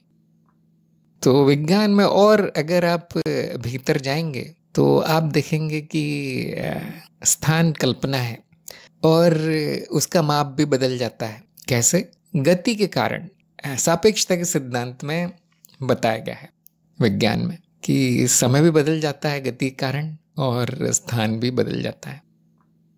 तो ये हमारे कार्यक्रम के थोड़ा सा बाहर की बात है, परंतु मुझे लगता है स्थान की माया नाम का वीडियो है बोधिवार्ता चैनल में, और उसमें ये बताने का प्रयास किया गया है कि स्थान कल्पना है। अनुभव किसका होता है? वस्तुओं का। वस्तुओं का भी नहीं होता, तन्मात्राओं का होता है। जिस पृष्ठभूमि में वो तन्मात्राएं दिख पड़ती है उसको हम स्थान कह देते हैं। अब प्रश्न ये आ जाएगा कि अगर मेरे घर में स्थान नहीं तो मैं चलता कैसे हूँ? ये शरीर चलेगा कहाँ पर? जगह तो है नहीं। तो बिल्कुल सही बात है, वो चलता भी नहीं है। जिसको आप चलना कहते हो परिवर्तन मात्रा है, तन मात्राएं परिवर्तित होते हुए दिखती हैं। बाद में स्थान समय आदि की उसमें मान्यताएं लगा दी जाती है, आरोपित है। तो बहुत लोगों को जान के आश्चर्य होगा कि आप अपने घर में चल नहीं सकते क्योंकि स्थान नहीं है। इसके बारे में ज़्यादा नहीं बोला जाता। समय के बारे में बहुत आसान है बताना कि वो मिथ्या है। स्थान का बताना बहुत कठिन है, जैसा कि इन्होंने खुद लिखा है कि नहीं मिलता प्रमाण कि वो मिथ्या है। कभी कभी हम कहते हैं हाँ यार उसको सत्य मान लो क्योंकि वैसे भी दिखता है नहीं कुछ वहाँ, तो उससे आपका जीवन अच्छा चलेगा। परंतु जिनमें ज़्यादा रुचि है, जो गहराई में जाना चाहते हैं, वो आश्चर्य से भर जाएंगे जानकर कि वो है नहीं। हाँ, कोई भी वस्तु जब गति करती है तो किसी स्थान में नहीं करती। अब आगे सापेक्षता का सिद्धांत है ना। जब कोई वस्तु परिवर्तित होती है तो हम कहते हैं वो चल रही है, गति हो रही है उसमें। जब वो गति हो जाती है, स्मृति में छप जाता है वो ज्ञान, तब ये विचार आता है मन में कि ये वस्तु इस स्थान में चली है, खाली स्थान में, इस वस्तु को इतना समय लगा है। अगर वो स्मृति में ना छपे परिवर्तन, तो न स्थान है न समय लगा। तो ये छोटा सा एक आप कह सकते हैं प्रमाण है कि स्मृति निर्मित है, चित्त निर्मित है स्थान, परंतु बहुत लोगों को संतुष्ट नहीं करेगा। तो स्थान की माया के वीडियो में और प्रमाण दिए हैं, लेकिन जो विज्ञान में ज़्यादा रुचि लेते हैं उनके लिए जानना आसान रहेगा। अगर परिवर्तन नहीं होता तो कोई वस्तु गति नहीं करती, और जब तक गति नहीं होगी स्थान के बारे में जानना संभव नहीं होगा। तो विज्ञान में उस स्थान और समय को मिला के एक चीज़ बना दी गई, धारणा बना दी गई है, जिसको आप कहते हैं स्पेस टाइम, स्थान समय। क्योंकि वैज्ञानिकों ने देखा कि वो एक ही है। तो मैंने प्रयास किया बताने का, तो मुझे लगता है कि शायद इससे कुछ संतुष्ट होगा नहीं। और वो स्थान की माया के वीडियो में शायद थोड़े और चीज़ें बताई गई हैं, क्यों नहीं स्थान, और उसमें थोड़े से नकारात्मक प्रमाण भी दिए गए हैं कि आपको सपने में स्थान दिखता है, उसमें चीज़ें चलती है, आप भी चलते हैं, आपको घर दिखता है, आप घर के अंदर जाते हैं, कारें चलती है सड़क पे, लेकिन क्या वो स्थान है? लेकिन क्या वो सपने में स्थान है? नहीं, प्रतीत होता है। हाँ, ये देखिए वीडियो आपने ही भेज दिया, इसको देखिए। मैं ये नहीं कहता कि आपको पूरी तरह समझ में आ जाएगा स्थान क्या है नहीं समझ में आता, बहुत कठिन चीज़ है। कई धारणाएं उस पर चढ़ी हुई है स्थान की परत पे, और बहुत लोग, यहाँ तक कि बहुत से वैज्ञानिक भी इसको सत्य मानते हैं, लेकिन वो है नहीं। इसके लिए आपको आयामों में जाना पड़ेगा। जैसे विज्ञान में आयाम होते हैं, जो हमें स्थान दिखाई देता है वो त्रिआयामी है, 3 आयाम है उसमें, लंबाई चौड़ाई गहराई। लेकिन विज्ञान ये भी बताएगा कि और भी आयाम है, वो सब इस अस्तित्व में दिख पड़ते हैं। तो वो है क्या फिर? तो हम वैज्ञानिकों ने ही ये धारणा बनाई, फिर वैज्ञानिकों ने धारणा का मिथ्याकरण कर दिया, अब कोई और धारणा है। ऐसा प्राचीन काल से होता आ रहा है, जिसमें कि स्थान के बारे में हमेशा कुछ न कुछ समस्या मिल जाती है और स्थान की मान्यता पे प्रश्न चिन्ह लग जाता है। इसके बारे में ग्रीक दार्शनिकों ने बहुत कुछ कहा है। एक मुझे याद आ रहा है, जीनो ने एक विरोधाभास प्रस्तुत किया था कि अगर मैं जहाँ खड़ा हूँ वहाँ से मैं तीर चलाऊं और वो तीर कहीं जाके किसी पेड़ को लगता है, पेड़ में धंस जाता है, तो अगर पेड़ में और मेरे बीच में स्थान है तो वो तीर कभी पहुँच नहीं पाएगा वहाँ तक। ऐसा जीनो ने तर्क दिया था। क्यों? वो कहेगा कि पेड़ तक जाने के लिए उसको आधी दूरी तय करनी होगी, क्योंकि बीच में स्थान है तो कम से कम आधी दूर जाना पड़ेगा तीर को। लेकिन इस आधी दूरी का तय करने के लिए भी उसको उसकी भी आधी दूरी तय करनी पड़ेगी, फिर उसकी भी। और क्योंकि तीर अनंत गति से नहीं जा सकता, उसकी गति सीमित है, तो ऐसे अनंत आधी आधी दूरियां हैं जो उसको तय करनी पड़ेगी और वो कभी पेड़ तक नहीं पहुंच पाएगा। बहुत लोगों को ये भी समझ में नहीं आता, मैं जानता हूँ ये भी बड़ा कठिन है। और आधुनिक विज्ञान में, क्वांटम विज्ञान में स्थान की मान्यता पूरी तरह नष्ट कर दी गई है। क्यों ऐसा? ये हमारे थोड़े से कार्यक्रम के बाहर की बात है। जिसकी भी रुचि है वो इसमें आगे अध्ययन कर सकता है। कम से कम जो इंद्रियों से जो स्थान दिखाई देता है वो पूरी तरह माया है। या आप आईने को देख के जान सकते हैं, क्योंकि आईने में स्थान दिखता है, लेकिन आपका हाथ जाना चाहिए आईने के अंदर अगर वहाँ स्थान है तो। आपका जो कमरा आईने में दिखता है, आपको उसमें भी जाने की आज़ादी होनी चाहिए कि हाँ चलो आईने के अंदर जाते हैं, वहाँ भी स्थान है। वो स्थान ठीक वैसा दिखता है जिसको आप सत्य मानते हैं, आपके घर का स्थान है, लेकिन आपका हाथ आईने में रुक जाता है, टकरा जाता है, अंदर नहीं जा सकते उस स्थान। फिर वो दिखता कैसे है? क्योंकि वो चित्त निर्मित है। वस्तुओं और प्रकाश के खेल से वो स्थान निर्मित हो रहा है। इसमें ये जो वीडियो है उसके चित्र में मैंने पहाड़ दिखाया है। पहाड़ क्यों दिखाया है? आप अगर कमरे में बैठे हैं तो कुर्सी और खिड़की में कितनी दूरी है देख कर बता सकते हैं, लेकिन एक पहाड़ और उसकी जो पीछे पहाड़ है उसमें कितनी दूरी है आप देख के नहीं बता पाएंगे। ऐसा लगता है दोनों साथ साथ ही सटे हुए हैं, चित्र में नहीं, सामने भी अगर आप सच में भी जाएं वहाँ तो। क्यों? आंखों की सीमा है। वो इंद्री जो है आंखों की, स्थान वहीं तक निर्मित करती है जितना उत्तर जीविता के लिए ज़रूरी है। जैसे पृथ्वी और चांद के बीच में स्थान नहीं बता पाएंगे आप कितनी दूरी है देखकर। सूरज, तारे और चांद सभी एक ही दूरी पर दिखता है, या दूरी दिखती नहीं है। फिर मेरे कमरे में क्यों दिखती है? क्योंकि वो मिथ्या है, वो बना दी जाती है। क्योंकि आपके आसपास जो वस्तुएं हैं, अगर उसको स्थान पर नहीं बांटा जाए, उसका वितरण नहीं किया जाए ऐसे कि यहाँ है, ये दाई तरफ है, बाई तरफ है, इतनी दूर है, तो ये जीव के जीवित रहना थोड़ा सा कठिन हो जाएगा, मुश्किल हो जाएगा। इसलिए एक मान लीजिए 100 मीटर के घेरे तक ही स्थान प्रतीत होता है, उसके आगे नहीं होता। उसके आगे जो तन्मात्रा जैसी वैसी की वैसी दिखा दी जाती है, क्योंकि स्थान की जरूरत नहीं है। इस प्रकार से बहुत सारे आप तर्क दे सकते हैं स्थान की माया को लेकर, प्रयोग भी कर सकते हैं। वैज्ञानिकों ने किए हैं, उन्होंने पूरी तरह झूठ पाया है स्थान। और अब इन इंद्रियों से जो भ्रम पैदा होता है स्थान का, वो 5 मिनट में इस प्रकार तोड़ा जा सकता है। ये उनके लिए बहुत आसान हो जाएगा जो स्वप्न के या सूक्ष्म अवस्था के प्रयोग करते हैं। वहाँ पर भी स्थान मिल जाएगा आपको, और वापस जागृति में आने के बाद ये जो स्थान जिसको आप सत्य मानते थे वो पूरी तरह सपने जैसा हो जाएगा। इसको हम कहते हैं सीधा प्रयोग। कि क्या वाद विवाद करना, क्या इधर उधर किताबें पढ़ना, क्या विज्ञान पढ़ना, क्या गणित समझना, ये सूक्ष्म प्रयोग कर लो, सब माया पता चल जाएगी। हाँ, चल जाएगी। लेकिन क्योंकि अधिकतर साधक उतने आगे बढ़े नहीं है, इसलिए अभी जो अनुभव है उसी के आधार पर बताने का प्रयास किया जाता है। और मैं कभी कभी मैं देखता हूँ कि लोग हार गए, उसको सत्य ही मान लेते हैं मेरी तो नहीं समझ में आता है। तो मैं कहता हूँ सच ही मान लो, कोई बात नहीं, सच मान लो, उसको अपना जीवन पूर्ण कर लो। जिस दिन आपकी इतनी प्रगति हो जाएगी कि ये सारी माया जो प्रकट है उसको आप साक्षात देख पाएंगे, जब आपके मन में कोई शंका ना रहे कि ये माया है, तब आपको कोई प्रमाण ढूंढना नहीं पड़ेगा। अभी तो आपको बहुत बुद्धि चलानी पड़ेगी।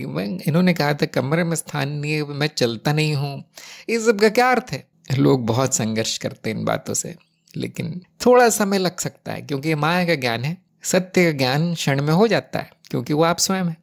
माया बहुत जटिल है, बहुत विचित्र है, उसके लिए बहुत प्रगति करनी पड़ती है।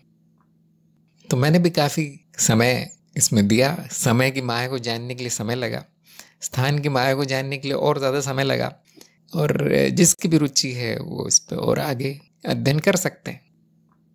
पंकज ने कहा, कार्यक्रम समाप्ति के बाद मैं उनके अर्थ जानने का प्रयास करूंगा। हाँ जी, बिल्कुल कीजिए। और मेरी तो बहुत छोटी सी सीमा है, 2-4 शब्द ही मुझे पता है। ऐसा नहीं कि मैंने कभी सुने नहीं वो शब्द, या मुझे कभी जिज्ञासा नहीं हुई कि इसका क्या अर्थ होगा। जिज्ञासा हुई और मैंने पूरी जड़ तक जाकर वो ढूंढ के निकाला। क्या हुआ है, 1-2 कड़वे अनुभव हो गए मुझे कि किसी और ने कोई और शब्द बोला था और उसका मैंने अपने हिसाब से अर्थ बता दिया। अब वो जिसने बोला था, जो भी उस मार्ग के लोग थे, उनको बहुत परेशानी हुई कि आप अपने मार्ग में रहो, अब हमारे मार्ग क्यों बता रहे हो। उस दिन से मैंने ये निर्णय ले लिया कि मैं वो नहीं सिखाऊंगा जो मेरा काम नहीं है।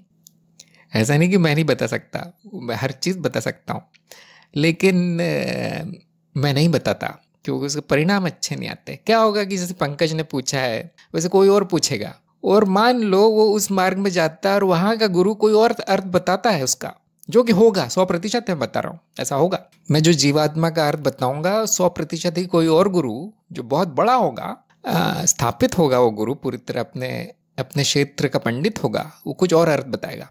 तो अब आप जान सकते हैं, ये व्यवहारिक बात बता रहा हूँ मैं, आप जान सकते हैं इल्ज़ाम किस पे आएगा, उंगली किस पे उठाई जाएगी कि ये व्यक्ति पता नहीं कुछ ऑनलाइन बोलता रहता है, कुछ उल्टा सीधा आता कुछ नहीं, इसको कुछ बता दिया था उसने मुझे अर्थ, मेरा जीवन ही बर्बाद हो गया। ये 3-4 बार हुआ मेरे साथ। उसके बाद से जो भी मुझे इस किताब में लिखा है बताइए अर्थ क्या है, उस मार्ग में ये होता है बताइए मुझे क्या है, जो भी ये पूछता है मैं उसको वहीं भेज देता हूँ जहाँ से वो लाया है शब्द। मतलब यहाँ पे मेरा स्वार्थ है लेकिन जिनसे मेरा ज़्यादा परिचय है, जो मेरे मित्र लोग हैं, जो जानते हैं कि हाँ ये जो बोल रहे हैं वो अपनी समझ से बोल रहे हैं, ये ऐसा दावा नहीं ठोक रहे कि मैं जो बोल रहा हूँ वो सच है, बाकी पंडित सारे गलत है, उनके सामने मैं अपने मन की हर बात बताता हूँ। लेकिन क्योंकि ये औपचारिक कार्यक्रम है, मैं आपको कुछ भी बता के इधर उधर मार्ग से भटकाना नहीं चाहता। बहुत लोगों को बुरा लगता होगा कि मैंने 1 महीने से इस पे मनन किया इस शब्द पे, अब मैंने, ये मेरे गुरु है, मैं इनसे पूछता हूँ, ये मुझे जवाब नहीं देते, ऊपर से 2-4 और सुना दी मुझे। इसका कारण है, इसका कारण लंबा अनुभव लोगों को सिखाने का। मैं जानता हूँ क्या सिखाना चाहिए, लेकिन मैं ये भी अच्छी तरह जान गया हूँ कि क्या नहीं सिखाना चाहिए, वो भी ज़रूरी है जानना। क्या नहीं सिखाना है क्या नहीं बोलना है, वो भी बहुत ज़रूरी है। इसलिए मैं कभी हार्डवेयर वाले की और सब्जी वाले की ऐसे उदाहरण देता हूँ। आप सब लोग जान सकते हो बुद्धिमानी नहीं, हर किसी से हर किसी मार्ग के बारे में और हर शब्द के बारे में पूछ लेना और उस पर आँख बंद करके विश्वास कर लेना बुद्धिमानी नहीं है। क्योंकि क्या होगा कि आपके मन में ये छवि है कि इन्होंने कार्यक्रम में जो बताया वो सच निकला, अब ये जो भी नया शब्द मैं लेकर आऊँगा उसका अर्थ बताएंगे वो 100% सच ही निकलेगा, 100% सच निकलेगा। ऐसे आपके मन में एक छवि बन गई होगी और वो बड़ी खतरनाक है, क्योंकि मैं अपने क्षेत्र के बाहर बोलूँगा कुछ भी हो सकता है। देखिए व्यक्तिगत अनुमान है वो, मतलब मेरी समझ से मैं बोलूँगा। मैं ऐसा नहीं बोलता कि पूरी तरह गलत होगा लेकिन हो सकता है आगे जाकर आप बिल्कुल सटीक उसका वर्णन कहीं सुन लें और अब आपके मन में भावना आ जाएगी इन्होंने जो भी पढ़ा है वो सब गलत है। ऐसा नहीं कि केवल पंकज ऐसा के बारे में ऐसा होगा, नहीं, बहुत से लोग बड़े समझदार होते हैं ना, उन्होंने जो ज्ञान दीक्षा में बताया था वो सही है, मैंने जो पता नहीं कहीं का कुछ पूछ लिया था वो उनको नहीं मालूम था, ठीक है। इतनी समझ बहुत लोगों में होती, किसी किसी में नहीं होती। ये बात मैंने कहाँ से सीखी, मैंने गुरुओं से सीखी है, पंडितों से। जैसे एक डॉक्टर के पास मैं गया और वो किसी और विषय के डॉक्टर थे, वो हार्ट सर्जन या ऐसा, और मैंने कुछ और पूछ लिया कि स्नायु तंत्र में ऐसा होता है वैसा होता है, इसकी दवा दीजिए। और वो मेरे बहुत पहचान के थे, उन्होंने चिट्ठी पे लिख दिया इस डॉक्टर के पास जाओ ये दवा देंगे। मैंने कहा आप कैसे डॉक्टर हैं, आपको तो सब पता है, ज्ञान है सारा, आप मुझे दवा का नाम बता दीजिए। उस बंदे ने मना कर दिया, बोले मैं तो ये इतना जानता हूँ, मुझे लाइसेंस डॉक्टरी का इतने ज्ञान के लिए मिला है, हाँ मुझे सारा ज्ञान है स्नायु तंत्र नर्वस सिस्टम के बारे में, इसमें सब जानता हूँ। मैंने ठीक वही किताबें पढ़ी जो जिस डॉक्टर के पास मैं भेज रहा हूँ उसने भी वही पढ़ी, लेकिन मैं तुम्हें लिख के नहीं दे सकता, ये जिम्मेदारी वाली बात है। तब मैंने सीखा कि कभी कभी इधर उधर ज्ञान ऐसे फेंकते रहना भी अच्छा नहीं है। बाकी आप लोग समझदार हैं जो आप कर रहे हैं अभी इस समय कार्यक्रम या ज्ञान मार्ग, अगर वही अच्छे से कर लें तो आपकी मेहनत सफल है और मैं भी बच जाऊंगा, मेरा समय भी बच जाएगा। नहीं तो आप जितने भी शब्द ले आए, मैं 2-2, 3-3 घंटे में उसे बोल सकता हूँ, आपका कोई फायदा नहीं होगा उसमें। शालिनी ने कहा है कि क्या आकाश में वह नाद रचनाएं हो सकती जो अभी व्यवस्थित नहीं हुई है, इसलिए वह वस्तु नहीं आकाश दिखाई देता है। हाँ हाँ, जिसको आप आकाश कहते हो संभावना मात्र है और वहां भी कुछ भी प्रकट हो सकता है। अब ये जो आकाश है वो हमारा भौतिक आकाश नहीं है, एक वस्तु के और दूसरी वस्तु के बीच में जो दूरी प्रतीत होती है वो नहीं है, इसको हम कहते हैं आकाश तत्व। अब देखो आ गया ना बाहर के मार्ग का आकाश तत्व। और इसका नाद विज्ञान में उल्लेख आया है, जिसको मैंने अनियमित स्मृति क्षेत्र कहा है। वहाँ पे कुछ नियमित नहीं हुआ है, नियम नहीं बने हैं, स्वयं संगठन नहीं हुआ है, इसलिए वो खाली प्रतीत हो सकता है कि वहाँ कुछ नहीं है। जब आंखें बताए कि वहाँ कुछ नहीं है तो मन कहेगा कि आकाश है, खाली है, यहाँ तो खाली है, वो धारणा बना दी जाएगी। तो हाँ, जहाँ कुछ नहीं है वहाँ आकाश दिखाई देगा। जिस संदर्भ में आपने पूछा है वहाँ पे ये आकाश आकाश तत्व है, ना कि जो धरती के ऊपर जगह दिखती वो। अब ये सब देखिए बहुत कठिन चीज़ें हैं, बहुत कठिन चीज़ें हैं, ये सब मैं बताना भी नहीं चाहता। आत्मज्ञान हो गया, हाँ जी हो गया, बस खुश रहो, इसी से मेरी संतुष्टि हो जाती है। हाँ हो गया, उसको ज्ञान हो। लेकिन हाँ, जो आगे जाने के लिए उत्सुक है मैं उसकी सहायता करने के लिए भी तैयार हूँ। फिर मैं चिंता नहीं करता कि मैं गलत हूँ, सही हूँ, मुझे आता है या नहीं आता। जहाँ तक मैं पहुँच गया हूँ वहाँ तक मैं उस व्यक्ति को ले जाऊँगा। कौन है ऐसा जिसमें इतनी समझ है, जिसमें इतना समर्पण है? जैसे मैं कभी कभी कहता हूँ ना कि गुरु शिष्य का संबंध प्रेम का होता है। ये प्रेम कहाँ से आ गया? पूर्ण विश्वास होता है कि गुरु सच बोलते हैं तो भी ठीक है, अगर ये झूठ बोलते हैं, कुछ गलती करते हैं तो भी ठीक है, तो भी मेरे गुरु है। ये आलू खाते हैं तो भी ठीक है, प्याज खाते हैं जो कि मेरे मार्ग में खाना मना है तो भी ठीक है, क्योंकि ये मेरे गुरु है। छोटा सा उदाहरण दे रहा हूँ। गुरुओं को चप्पल नहीं पहननी चाहिए, जूते नहीं पहनने चाहिए, ऐसा पुरानी मान्यता है। ये गुरु सब पहनते हैं फिर भी मेरे गुरु है। ये होता है प्रेम, जो जैसा है वैसा स्वीकार कर लेना प्रेम कहलाता है। तो जब मैं देखता हूँ कि ऐसी अवस्था है, इस तरह का संबंध बन गया है गुरु शिष्य में, तो फिर मुझे कोई समस्या नहीं आती, उसमें मैं कुछ भी सिखा सकता हूँ। जो बोधि वार्ता के वीडियो देखते हो जानते हैं कि दुनिया के हर कोने का ज्ञान वहाँ पर है। वो बहुत से वीडियो उसमें से निकाल दिए जा रहे हैं, बोधि वार्ता में से डिलीट कर दिए जा रहे हैं, क्योंकि वो बोलना नहीं था। वो जो सुनने वाला उसके लिए तैयार नहीं है सुनने के लिए। बड़ा गूढ़ ज्ञान वहाँ पे जमा हो गया था, वो सब निकाल दिया गया। अब केवल ज्ञान मार्ग है, मैं ब्रह्म हूँ, खत्म, और कुछ नहीं बताया जाता। उसका कारण ये नहीं है कि मैं नहीं बताना चाहता या शिष्य नहीं मेरे, वो कारण नहीं है। वो जो सुनने वाले हैं वो तैयार नहीं हो सब सुनने के लिए, ये कारण है। अच्छा, योगेश ने पूछा है, स्वप्न में दूरी की मिथ्या का ज्ञान जागृत अवस्था में आने के बाद होता है कि सब स्वप्न था? स्वप्न में रहते हुए तो उस मिथ्यता जानना संभव नहीं होगा अगर जागृत अवस्था ना हो। इसलिए जागृत अवस्था में स्थान की मिथ्या सिद्ध करने के लिए इससे अलग या ऊपर की अवस्था में जाकर किया जा सकता है। बिल्कुल सही कहा आपने। और मैंने भी यही बताया अभी, जो सूक्ष्म अवस्था के प्रयोग करते हैं उनको कोई दिमाग नहीं लगाना पड़ता, उनको विज्ञान नहीं पढ़ना पड़ता। क्यों है ऐसा? शॉर्टकट है वो। इसको हम कहेंगे तंत्र मार्ग। जो ज्ञान मार्ग में कहा गया है, तंत्र मार्ग में उसका प्रमाण खड़े खड़े मिल जाता है क्षण भर में। कोई तर्क का प्रयोग नहीं है, कोई उपमा नहीं देनी है, कुछ नहीं। आपका अप्रोक्ष अनुभव वो होगा कि मिथ्या है। लेकिन हम क्यों नहीं बताते वो सब? क्योंकि सबकी योग्यता नहीं बनी है तंत्र के प्रयोग करने की, चित्त की दूसरी अवस्था में जाने की। 99% साधकों की कोई योग्यता नहीं है। फिर भी मैंने प्रयास पूरा किया। पहले जो है स्वप्न और सूक्ष्म अवस्था के प्रयोग आपके चरण 4 में डाले गए थे, मैंने देखा अरे कोई नहीं कर पाता।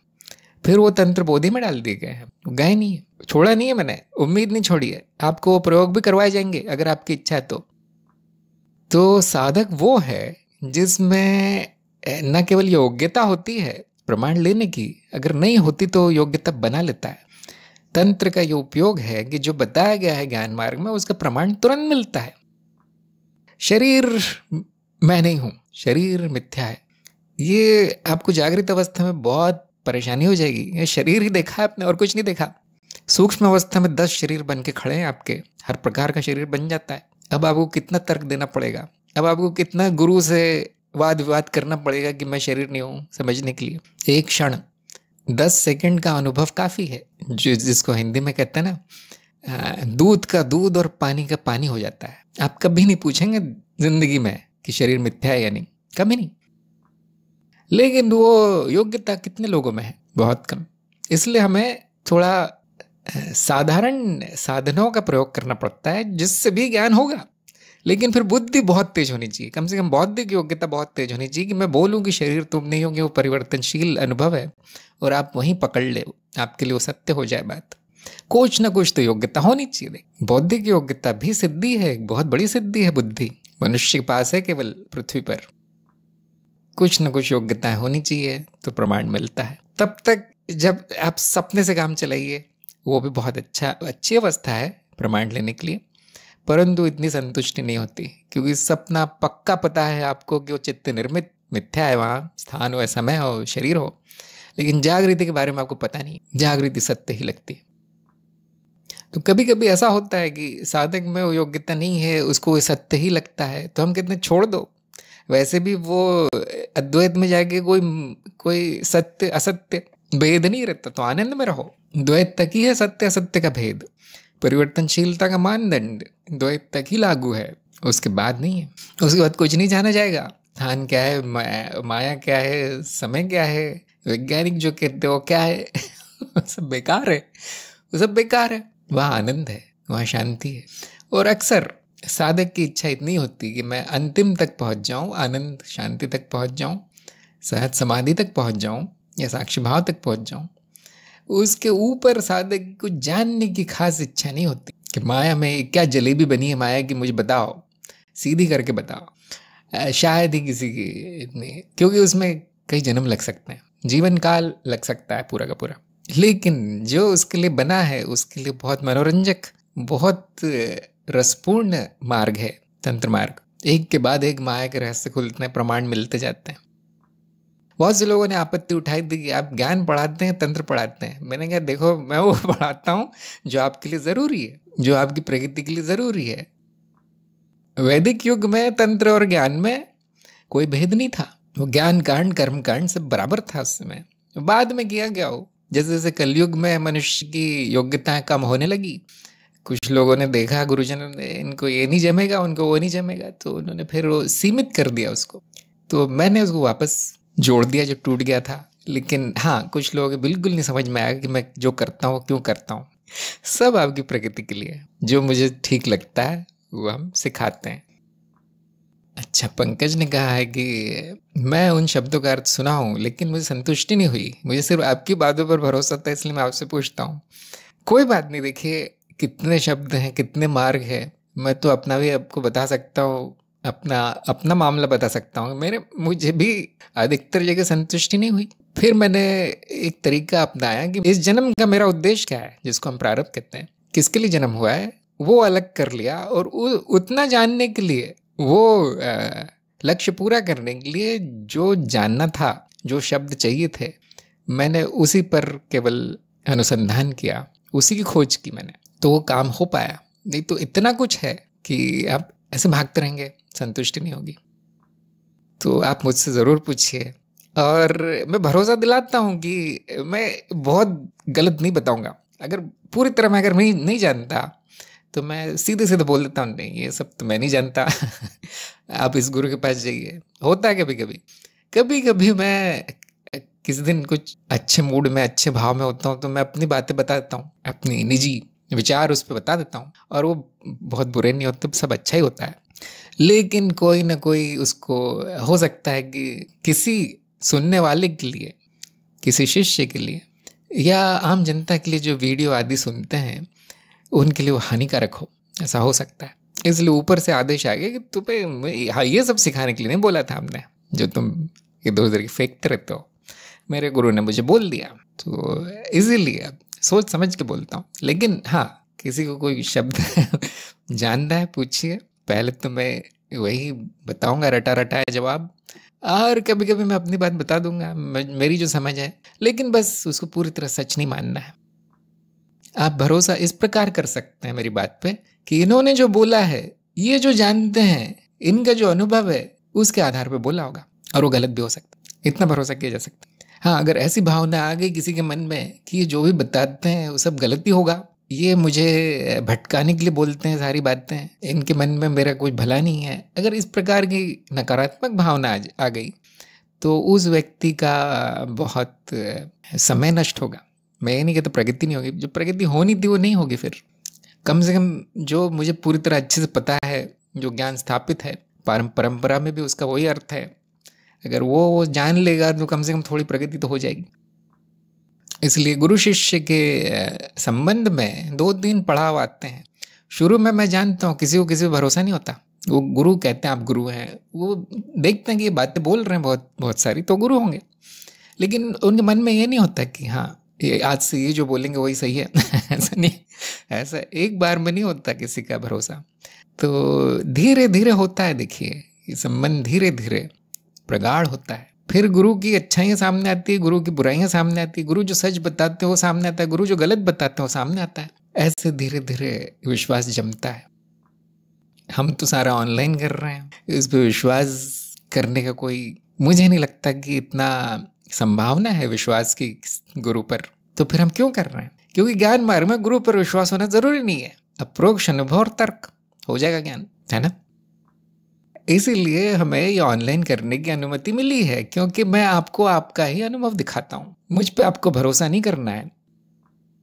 अगर आपको पूरी तरह से अविश्वास है मुझ पे, फिर भी अगर मैं कहूँगा देखिए आपका अनुभव है या नहीं, ये परिवर्तनशील है या नहीं, तो आप स्वयं देख के बता पाएंगे कि हाँ, जरूरी नहीं है। ज्ञान मार्ग में गुरु का रोल इतना ही है, बस संकेत मात्र करना, बाकी सब साधक को करना है। लेकिन कुछ शब्द या कुछ धारणाएं बाहर के मार्गों की आ जाती है, जैसे तंत्र मार्ग सबसे संवेदनशील वही मार्ग है इस सृष्टि में। अगर मैंने वहां पे कुछ गलत बता दिया, कुछ गलत हो गया उस व्यक्ति के साथ, तो क्या होगा? और भरोसा टूट जाएगा। अब इससे ज्यादा क्या बोलना है ना। योगेश ने पूछा, साधक द्वारा योग्यता अर्जन कैसे की जा सकती है? हाँ, चित्त पर नियंत्रण करके, चित्त की अवस्थाओं पर नियंत्रण जब आ जाएगा तब ये योग्यताएं आ जाएंगी। जैसे उन्होंने पूछा था ना कि मैं जो चाहूँ वो अनुभव ले सकता हूँ क्या? नहीं, वो तो नहीं ले सकते, लेकिन मनुष्य के बस में इतना है कि वो चित्त की अवस्थाओं पे थोड़ा बहुत नियंत्रण कर सकता है, और जो अपने आप हो रहा है उसका साक्ष्य हो सकता है। अब आप बोलेंगे नहीं, अपने आप नहीं होता, सूक्ष्म के प्रयोग ऐसे जो आपने बताया कोई भी शरीर मिल जाता है, ये सब अपने आप नहीं होता, तो अज्ञान है। वो अज्ञान है, अपने आप होता है। इस चित्त की अवस्थाएं जागृति, सूक्ष्म, स्वप्न, मृत्यु अपने आप बदलती हैं। कौन करता है ये? कोई नहीं। लेकिन अगर आपकी चेतना आ जाए तो आप कह सकते हैं मेरा नियंत्रण आने लगा है। ये भी अहम वृत्ति है जो कह रही है मैं नियंत्रण कर रहा हूँ। ठीक है, मान लिया जाता है व्यवहारिकता में, क्या है साधक कर रहा है ऐसा, उसमें योग्यताएं आ रही है। परंतु चित्त की अवस्थाओं को पहचानना, पहले ज्ञान जरूरी है कि चित्त क्या है, उसकी अवस्थाएं क्या है, और फिर विधियां करना। यहाँ पे अब तंत्र मार्ग आ गया, देखिए कर्म कांड या तंत्र आ गया, यहाँ पे तकनीक जिसको हम कहते हैं टेक्निक आ गई। और जब वो लंबे समय तक वो साधना की जाती, कई वर्ष, कभी कभी पूरा जन्म भी लग सकता है, जन्म काल या कई जन्म भी लग सकते हैं, उसके बाद इतना नियंत्रण आ जाता है कि आप अवस्था बदल पाए, या जब भी वो अपने आप बदले आप उसके साक्षी रह पाए। ना केवल साक्षी रह पाए, आपकी स्मृति में भी छप जाए। कौन सी स्मृति? जागृत स्मृति। इसके लिए स्मृति क्या है, स्मृति क्षेत्र क्या है, स्मृति पुल क्या है, कैसे छापनी है जागृत में, ये सब जानना जरूरी है। वो यही सब तंत्रबोधि में बताया गया। तंत्रबोधि में कोई चमत्कार नहीं बताया गया। देखिए, सब लोग सोचते होंगे पता नहीं कौन सा तंत्र मंत्र सिखाते हैं। ज्ञान मार्ग का ही विस्तार है तंत्रबोधि। अब आप लोग समझ गए होंगे मैं क्यों आने नहीं देता लोगों को तंत्रबोधि में, क्योंकि वो ज्ञान मार्ग का ही सहायक कार्यक्रम है। जिनको और प्रमाण चाहिए, ये जो अब सिखाना चाहते हैं, जो गुरु बनना चाहते हैं, उनमें गुरु की योग्यता आनी चाहिए। शिष्य की तो हो गई उनकी आदि। तो इसीलिए कभी कभी जो ज्ञान दीक्षा कार्यक्रम कर भी लेता है उसको भी मना कर दिया जाता है। वो दो मामले हो सकते हैं, या तो उसको पूर्ण ज्ञान हो गया, वो एकदम आनंद की स्थिति में है, उसका जीवन बहुत अच्छा चल रहा है, तब मैं कहता हूँ क्या करोगे तुम? प्रमाण मिल गया ना, हाँ ये सिरदर्द है तंत्र। या दूसरा मामला ये हो सकता है कि उसको ज्ञान हो गया है और उसमें योग्यता दिख रही है कि और आगे जा सकता है, तो उसको भी हाँ कहा जाता है। परंतु कुछ मामले ऐसे होते हैं जिसमें ज्ञान आधा अधूरा है, उसको खुद को शंका है ज्ञान पे, गुरु पे भी शंका है, मार्ग पे भी शंका है। तो मैं कहता हूँ अभी सही समय नहीं आया। तो कभी कभी उनको बुरा लगता होगा कि मैंने क्या बुरा किया था, आपने हर किसी को मार्ग भेज दिया है, कार्यक्रम करवा दिया, मुझे नहीं करवाया। कुछ दिखता होगा मुझे कि वो उसके भले के लिए नहीं है, इसलिए हटा दिया जाता है। तो कुछ नहीं है, तंत्र बोधि में आपको वो सारी योग्यताएं लाने का एक प्रयास है, और आपके ज्ञान को स्थिर करने का, मजबूत करने का प्रयास है। देखिए, आप लोग ज्ञान दीक्षा पे जोर दीजिए। अगर वो आपने अच्छे से पूर्ण कर लिया ज्ञान दीक्षा, यहाँ प्रमाण आपने ले लिया, जो जरूरी है वो स्थान वान छोड़ दीजिए। क्या करना है स्थान, आत्मज्ञान जरूरी है, तत्व ज्ञान, तत्व को जानना, मूल ज्ञान, उसका प्रमाण आपने जुटा लिया और उस पर कोई शंका नहीं है। तो आपको, और आपकी मानसिक शारीरिक अवस्था बिल्कुल सही है, तो आपको वो तंत्र बोधि में प्रवेश मिल जाएगा। आपको बहुत ही बड़ी गलती करनी पड़ेगी, बहुत पूरी तरह असफल रहना पड़ेगा, तब मैं मना करूंगा कि हाँ ये मत करो तुम। तो मैंने काफ़ी स्पष्टीकरण दे दिया, बहुत लोगों की शंकाएं दूर होंगी ये सुन के। सभी कर सकते हैं, योग्यता ला सकते हैं, सही गुरु, सही मार्ग, रुचि और आपका प्रारब्ध होना चाहिए, कृपा, ये सब जब एक साथ मिलते हैं तो उस साधक को कोई नहीं रोक सकता। अच्छा, हम प्रश्नों की तरफ चलते हैं। यदि किसी का और प्रश्न बचा हो तो ज़रूर पूछें, मैं बहुत जल्दी उत्तर दूंगा। जो यहाँ गलती हुई है उन्हीं प्रश्नों के। प्रीति के प्रश्न थे नंबर 1, नंबर 2 बिल्कुल सही उत्तर आए। नंबर 3, तत्व का अभाव मिथ्या होने का प्रमाण है, सही या गलत? तो इनका उत्तर तो सही था कि तत्व का अभाव नहीं होता, ऐसा नहीं, संभव नहीं। तत्व ही सत्य, सत्य का अभाव मतलब अर्थहीन सी बात है। तो मैंने इनको आधे अंक दिए। मैं क्या सुनना चाहता था कि मिथ्या होने का प्रमाण तत्व शून्य होना या तत्व ऐसा होना वैसा होना नहीं है, परिवर्तनशीलता मिथ्या का प्रमाण है, इतने बोलना था। तत्व का अभाव काल्पनिक बात है। नंबर 5, अस्तित्व के बारे में सामान्य मान्यताएं क्या है? तो ये बहुत आसान प्रश्न था, फिर भी इनका उत्तर आया नहीं प्रीति का, शायद इनको प्रश्न अच्छा नहीं लगा। तो जो अस्तित्व के बारे में जो मूलभूत विश्लेषण है, वहाँ पे हर मान्यता नष्ट की गई है 7 प्रश्नों से। अस्तित्व के बारे में मान्यता है कि इसकी कहीं शुरुआत होगी, इसका कहीं अंत होगा, ये जो भी है, मैं भी हूँ, मैं भी अस्तित्व हूँ बोलते हैं, लेकिन ये भी खत्म होगा, इसका कोई कारण होगा। जैसे किसी ने पूछा था अभी, कारण क्या है इनका, कि कोई रचयिता होगा, इसे कौन कर रहा है, ये सब करता कौन है? और ये सारी मान्यताएं हैं जो कि उस पाठ में समाप्त कर दी गई। जैसे कि उसके शुरू वाले पार्ट में, उसके ठीक एक पहले जो पार्ट है उसमें, अज्ञता के पार्ट में बताया गया कि कुछ जान नहीं पाएंगे आप, केवल मान्यताएं ही समाप्त की जा सकती है, प्रश्न ही नष्ट होंगे क्योंकि उत्तर नहीं आएंगे। वो उत्तर क्यों नहीं आते, है नहीं कुछ जानने का। हाँ, अनंता ने एक और बताया कि मैं अस्तित्व जान लूंगा, ये भी मान्यता है। हाँ, मेरी बुद्धि बहुत बढ़ जाएगी, कई वर्षों तक मैं इस पर काम करूंगा, सारी किताबें पढ़ लूंगा, बड़े बड़े गुरु से मिल लूंगा, तो मैं सब जान जाऊंगा। तो बड़ी मासूम सी ये मान्यता है, लेकिन ये मान्यता है, वहाँ कुछ नहीं जानने का। जानना न जानना, ज्ञान अज्ञान मनुष्य निर्मित धारणा है। वो उससे मुझे वो कहानी याद आती है, इंद्रधनुष कहाँ से उगता है, ये जानने के लिए एक बच्चा अपने घर से निकला। एक दिन तो मैं जान ही लूंगा कि ये आता कहाँ से। और मैंने सुना है वहाँ पे गड़ा हुआ धन है, सोना है, वहाँ से वो निकलता है। और ये जाता कहाँ है, क्यों नहीं मिला उसको? उसने कई वर्ष लगा दिए। शायद आप लोगों ने भी पढ़ी होगी कहानी, क्योंकि वो इंद्रधनुष भ्रम है, सच में नहीं है, भ्रम है, सूर्य प्रकाश और पानी के कारण। जब वो है नहीं तो कैसे मिलेगा?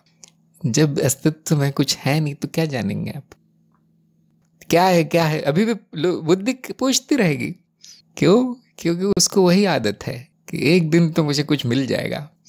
ज्ञान मार्ग में ये उम्मीद नष्ट हो जाती है, कुछ मिलता नहीं है। इंद्रधनुष है, इतना जान लो, इंद्रजाल है, क्या जानोगे? इससे ज्यादा क्या जानोगे? एक प्रश्न आया था इससे संबंधित, उस पर हम चलते हैं आगे। नंबर 6 और 7 पूरी तरह सही उत्तर आए इनके। नंबर 8, यदि सब मेरी लीला है तो हर अनुभव मेरे अनुसार क्यों नहीं होता? ये भी बड़ा आसान प्रश्न था, लेकिन उत्तर गलत आया, उत्तर इतना अच्छा नहीं आया इनका। तो इस बारे में हमने अभी भी चर्चा की कि अनिल का शायद प्रश्न आया था, क्यों मेरे अनुसार क्यों नहीं होता? आपने तो कह दिया सब मेरी लीला। तो यहाँ पे मैं का अर्थ मनुष्य लगा दिया गया, इसलिए प्रश्न आया। ये ज्ञान हुआ नहीं, कहीं सुन लिया कि हाँ सब लीला है, आपकी लीला है, लेकिन उसको पता नहीं कि मैं का मतलब क्या है। यहाँ पे मेरी लीला, ये मनुष्य लीला का भाग है। वो लीला नहीं कर रहा है, लीला हो रही है मनुष्य रूप में। तो क्यों होगा फिर? मतलब ऐसे ही कि कठपुतली चल रही है मंच पे, और वो कठपुतली कह रही कि ये खेल सारा नाटक मेरे अनुसार क्यों नहीं हो रहा? उसके पीछे जो है वो चला रहा है। परंतु ये उपमा वहाँ पे अर्थहीन हो जाती, क्योंकि वो कुछ और भी नहीं है जो लीला कर रहा है। लीला बस एक अच्छा शब्द है, सुंदर शब्द है, ये दर्शाने के लिए कि कुछ कारण नहीं है, कोई करता नहीं है। यहाँ पे मैं जो है व्यक्ति को समझा गया है, इसलिए प्रश्न आया है। और व्यक्ति बहुत कुछ करना चाहता है अपने अनुसार, और वो यथासंभव प्रयास करता है, लेकिन वो माया है। व्यक्ति का प्रयास भी मिथ्या है, व्यक्ति जो चाहता है वो भी मिथ्या है, व्यक्ति स्वयं मिथ्या है। तो किसके अनुसार होता है? ये तो और बड़ा अज्ञान है। क्या कोई बड़ा व्यक्ति है? क्या बड़ी शक्ति है? कुछ भी नहीं है, किसी के अनुसार नहीं होता। जो होता है उस पे बाद में मान्यता आरोपित कर दी जाती है कि ये मेरे अनुसार हुआ, ये उसके अनुसार हुआ, ये किसी और के अनुसार हुआ। कभी कभी वो मान्यता उपयोगी होती है, लेकिन ज्ञान मार्ग में नहीं। अनंता ने कहा अनुभव करते के लिए सब आनंद में ही है। हाँ वो अनुभव करता कभी नहीं कहता कि मेरे अनुसार क्यों नहीं हो रहा, कभी नहीं। तो जिसको ज्ञान हो गया, आत्मज्ञान, उसके लिए प्रश्न समाप्त हो जाएगा। वो ये कहेगा मेरी लीला, ये शब्द भी गलत है। वो बहुत से लोग कहेंगे मेरी क्यों लगा है सामने, लीला है ऐसा बोलो। हाँ जी लीला है, वो कविता है कि ये मेरी लीला है। तो पर्दा कभी नहीं कहता कि पर्दे पे जो सिनेमा चल रहा है, चित्र आ रहे हैं, वो मेरे अनुसार क्यों नहीं आ रहे। वो कह रहा है दिखाओ जो दिखाना है कुछ भी प्रकट हो सकता है यहाँ। तो वो कुछ कहता नहीं वैसे। नंबर 9 और 10 बिल्कुल सही उत्तर है। नंबर 10 मुझे लगा था कि कहीं गलत तो नहीं, लेकिन इन्होंने एक बात कह दी कि हाँ जो अदृश्य है वो हुआ जा सकता है मान्यताओं को हटा के। वो दिखेगा नहीं, मनन से भी नहीं दिखेगा। याद हो गए प्रश्नों पे आते हैं। नंबर 1, नंबर 2 इनके उत्तर सही थे। वैसे नंबर 1 मुझे सुनाई नहीं दिया अच्छे से, ज्ञान मार्ग में गुरु का क्या महत्व है, लेकिन सबको पता ही होगा। नंबर 2 जो है थोड़ा सा व्यक्तिनिष्ठ प्रश्न है कि हमेशा तो विनाशकारी नहीं होता, लेकिन जिसका लक्ष्य ही प्रगति है उसके लिए अज्ञान विनाश के समान है, क्योंकि वो अपने लक्ष्य तक नहीं पहुंच पा रहा। जिसका लक्ष्य उत्तरजीविता है कि मुझे मनुष्य रूप में सारे अनुभव लेना है और फिर चले जाना है, मुझे कुछ नहीं जानना, मुझे कुछ नहीं चाहिए, उसके लिए अज्ञान भी ठीक है, अज्ञान में भी सुख है उसको। तो केवल साधक के लिए विनाश कारण है, साधक का विनाश हो जाएगा अगर उसको ज्ञान नहीं हुआ तो।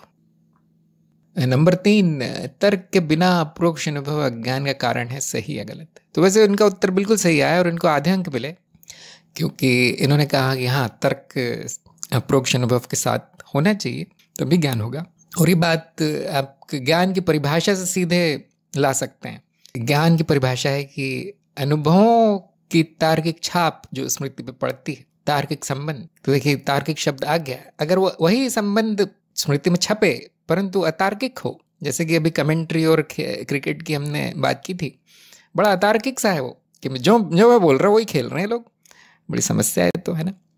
तो वो ज्ञान नहीं कहलाएगा। इसी तरह से हर काम मेरे इच्छा से क्यों नहीं होते, मैं पूरा नियंत्रण क्यों नहीं करता अपने जीवन पे, और ये सब ये क्या है, अतार्किक संबंध बन गया है, कुछ अतार्किक से जुड़ गया है। अनुभव तो हो रहे हैं, वहाँ पे भी वही अनुभव हो रहे हैं जो यहाँ पे हो रहे हैं, परंतु वहाँ ज्ञान है, यहाँ ज्ञान है, ऐसा बस इतना सा है।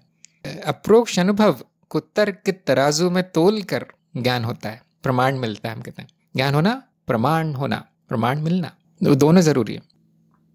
नंबर 4 इनका उत्तर पूरी तरह सही था। नंबर 5 अज्ञता का कारण बुद्धि की सीमा है, सही या गलत? इनका उत्तर सही था, लेकिन आधे अंक मिले, क्योंकि यहाँ पे आपके पाठ में भी एक जगह बताया गया है कि चित्त की सीमा है, बुद्धि की नहीं कहा गया होगा, चित्त की सीमा है, वहाँ पे थोड़ा सा ही ज्ञान आ सकता है। इसलिए वो जो भी कर सकता है व्यक्ति, साधक, केवल शुद्धि कर सकता है, और इसमें कोई समस्या नहीं, क्योंकि वो शुद्धि होने के बाद यही जाना जाता है कि जानने का कुछ है नहीं।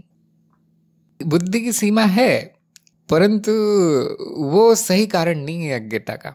ये मैं सुनना चाहता था, अज्ञता क्यों है? क्योंकि जानने का कुछ नहीं है। ऐसा नहीं कि बुद्धि कहेगी कि मेरी सीमा आ गई इसलिए अब जाना नहीं जा सकता, ऐसा नहीं कहेगी। बुद्धि कहेगी मैं शुद्ध हूँ, अब जाना नहीं जा सकता, जो भी जाना गया वो पूर्ण है, सब जान लिया गया जो भी जाना जा सकता है, ऐसा कहेगी वो। थोड़ा सा उत्तर टेढ़ा है, लेकिन जिन्होंने वो पाठ सुना है अज्ञता का वो समझ गए होंगे मैं क्या कह रहा हूँ। अगर नहीं तो आप दोबारा सुनिए उसको, शायद मैं अभी अच्छे से बता नहीं पा रहा कम शब्दों में। नंबर 6 क्या ब्रह्म में पूर्णता माया के कारण है? तो इनको आधे अंक मिले, क्योंकि प्रश्न बड़ा टेढ़ा है। इन्होंने समझाया कि हाँ माया के कारण पूर्णता है। पहले इन्होंने कहा कि ब्रह्म पूर्ण है, लेकिन यहाँ क्या पूछा जा रहा है कि अगर माया को निकाल दे तो क्या ब्रह्म पूर्ण है? क्योंकि लोग सोचते ना कि माया तो अच्छी चीज नहीं है, झूठ है, मिथ्या है, लेकिन वो भी ब्रह्म है, वो भी ब्रह्म में ही है। जैसे जिसको हम अपने शब्दावली में कहेंगे अनुभव और अनुभव करता एक है। अगर वो अनुभव निकाल दें, जो कि संभव नहीं है, तो क्या वो पूर्ण कहलाएगा? काल्पनिक विचार है, लेकिन कल्पना में ही आप जवाब दे सकते हैं कि नहीं, वो तो आधा 50% चला गया उसका, तो पूर्ण कैसे? तो उसके उत्तर में ये कहा जा सकता है कि हाँ, माया ही ब्रह्म को पूर्ण करती है, केवल तत्व अगर उसका रह जाए तो वो पूर्ण नहीं है। लेकिन थोड़ा टेढ़ा प्रश्न है, मतलब थोड़े से काल्पनिकता के क्षेत्र में जा रहा है थोड़ा। नंबर 7 बिल्कुल सही उत्तर आया इनका। नंबर 8, जब सब अपने आप होता है तो क्या योजना आवश्यक है? ये भी हम जो अभी चर्चा कर रहे थे उससे संबंधित है। एक ही उत्तर था जो गलत आया, लेकिन ये प्रश्न बहुत लोगों के मन में आया होगा और अभी अभी हमने बात की थी इस बारे में। जब सब अपने आप हो रहा है, आप कह रहे हैं, तो मैं इतना संघर्ष क्यों करूं? सुबह उठूं ही क्यों? कहीं जाऊं ही क्यों? काम ही क्यों करूं? ऊपर से मिथ्या आप कह रहे हैं, क्या लाभ? ये भी प्रश्न आया था ना, उससे क्या लाभ है? फिर कुछ करके या अनुभव लेके क्या लाभ है? तो ध्यान दीजिए, संपूर्ण अंधकार है यहाँ, संपूर्ण अज्ञान है। ये जो कह रहा है कि मैं योजना क्यों बनाऊं, ये भी अपने आप हो रहा है। जो योजना बना रहा है वो भी अपने आप हो रहा है। अब वो योजना के रूप में हो रहा है, वो योजना बनाने वाला नहीं है। और ये जो कह रहा है मैं क्यों बनाऊं योजना, कि आपने बोल दिया सब अपने आप होता है। अब ये अज्ञान है और ये भी अपने आप हो रहा है। जैसा कि मैंने अभी कहा, चित्त में जो होता है वो पूर्ण होता है, वो आवश्यक होता है। तो आप जो भी सोचते रहें कि योजना आवश्यक है, नहीं है, उल्टे सीधे तर्क लगाते रहे, अर्धज्ञान का ये नतीजा है ना, अर्धज्ञान कहलाएगा ये। अर्धज्ञान अज्ञान से भी खतरनाक चीज होती है।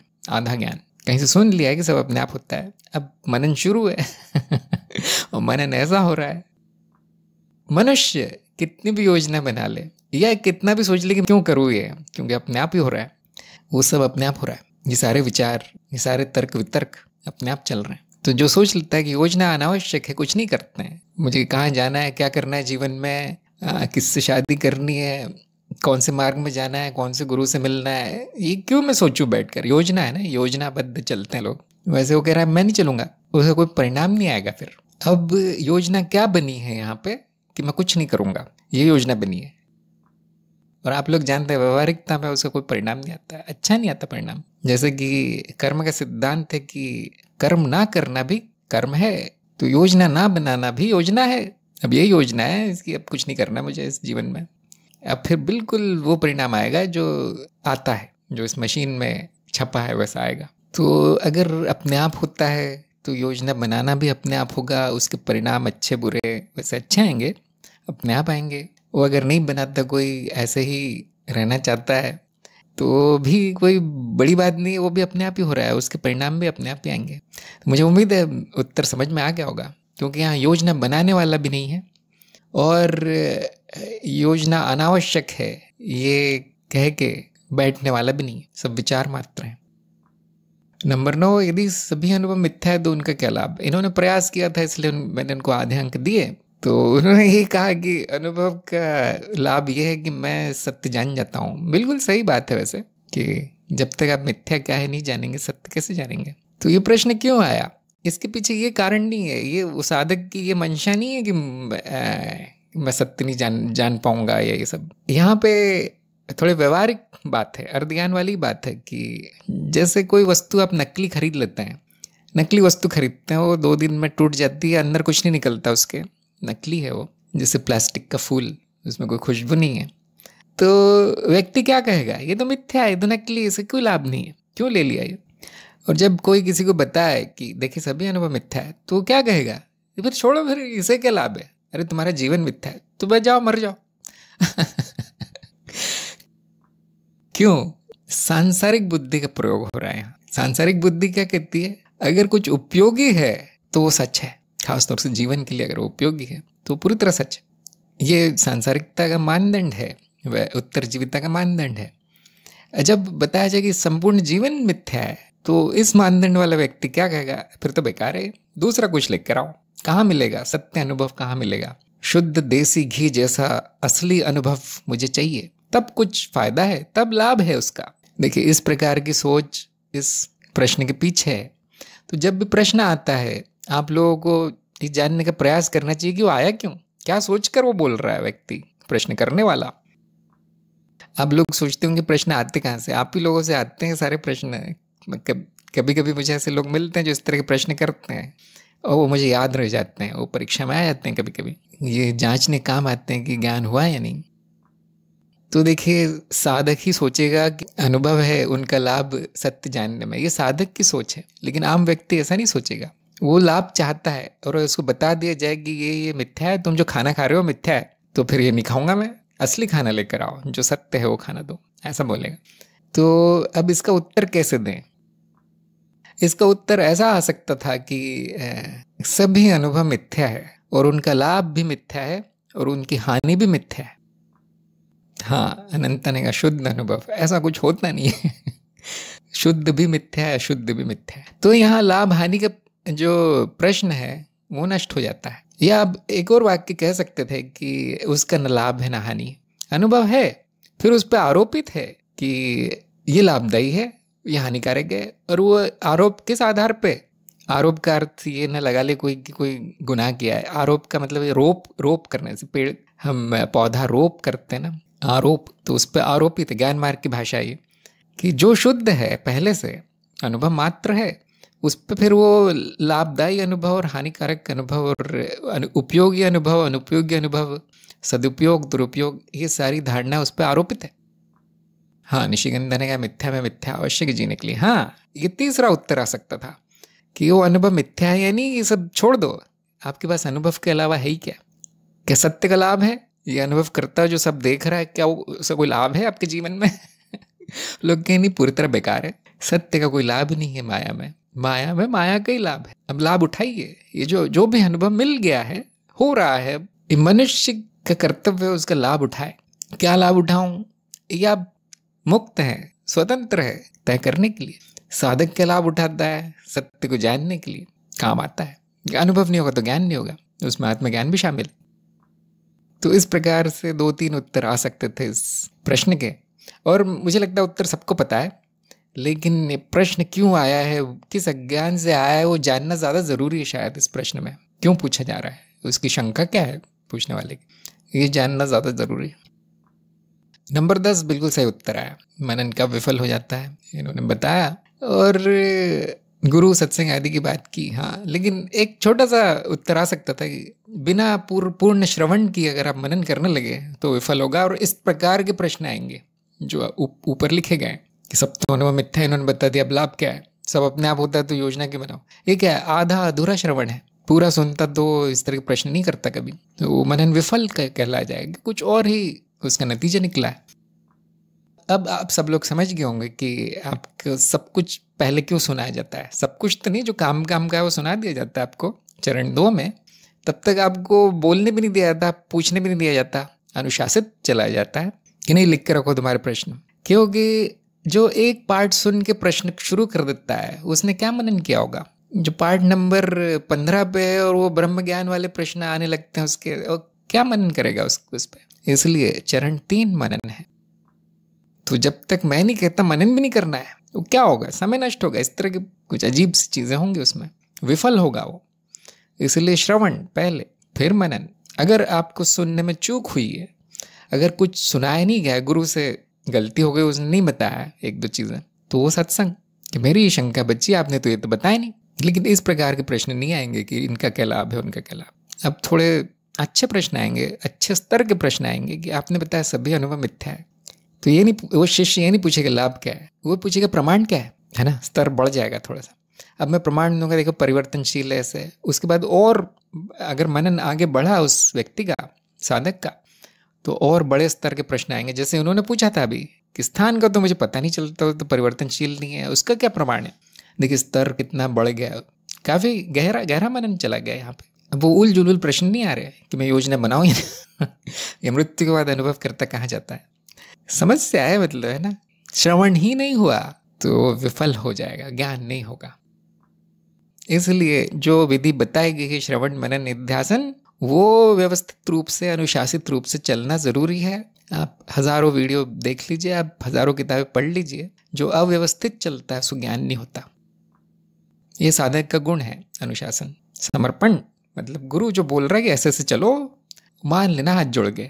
वो शिष्य नहीं जानता कैसे होगा ज्ञान, वो नहीं जानता, इसलिए समर्पण जरूरी। हाँ जी, अनंतन के पहले से पूर्ण है, पूर्ण से पूर्ण निकालने में पूर्ण नहीं रहता है। हाँ जी, किसके कारण नहीं है? माया के कारण है पूर्णता, ब्रह्म के कारण है, नहीं अनुभव करते के कारण है। ये सब वाद विवाद के विषय हैं। सब पूर्ण है। अच्छा, डिम्पल ने पूछा है, अर्थात मेरे अज्ञान के नाश करने का प्रयास, आत्मज्ञान का बोध करने का प्रयास भी स्वतः ही चल रहा है। हाँ जी, जब आपको आत्मज्ञान होगा या अज्ञान का नाश होगा तो क्या ज्ञान होगा? कि मैं तो हूं नहीं, करने वाला तो कोई है नहीं। यही तो ज्ञान है। आत्मज्ञान क्या है? कि मैं करता नहीं, मैं दृष्टा हूं, मैं अनुभव नहीं करता। मतलब उसका अनुभव हो जाएगा ना, करने वाला ये कर रहा है कोई कुछ, तो मैं तो दृष्टा हूं, और दृष्टा तो कुछ नहीं करता, तो उसका नतीजा यही निकलेगा। अब ये मनन का बहुत अच्छा उदाहरण है, देखिए बिल्कुल सही मनन है कि आत्मज्ञान का अर्थ यही है कि ये जो चल रहा था प्रयास, वो अपने आप ही चल रहा था। इसलिए कभी कभी हम कहते हैं कि आपके प्रयास से नहीं होता। मैं कहता हूँ ना, आप कुछ भी कर लो, आपको गुरु नहीं मिलेगा, आपको ज्ञान नहीं होगा। क्यों मैं कहता हूँ? क्योंकि वो अपने आप होता है। इसको हम एक और नाम देते हैं कृपा। कृपा से होता है। आपका मार्ग में आने का निर्णय, आपका ये प्रयास, आपका लिखना, आपका सुनना, करने वाला तो कोई नहीं है ना। अंत में ही ज्ञान होगा। तो फिर क्या अपने आप नहीं हुआ? पूरी तरह अपने आप हुआ। समस्या है कि जब तक ज्ञान नहीं है तब तक वो प्रयास करना और करने वाला होना जरूरी है, नहीं तो वो भी नहीं होगा। अपने आप जो हो रहा है वो भी नहीं होगा अपने आप। अब अपने आप क्या होगा? वो अज्ञान ही रह जाएगा साधक। ये भी अपने आप ही होगा। इसलिए करने वाला कोई नहीं, सब कृपा है। ज्ञान किसी को होता नहीं। ये बड़ी आप लोगों ने विचित्र बात देखी होगी ज्ञान मार्ग में।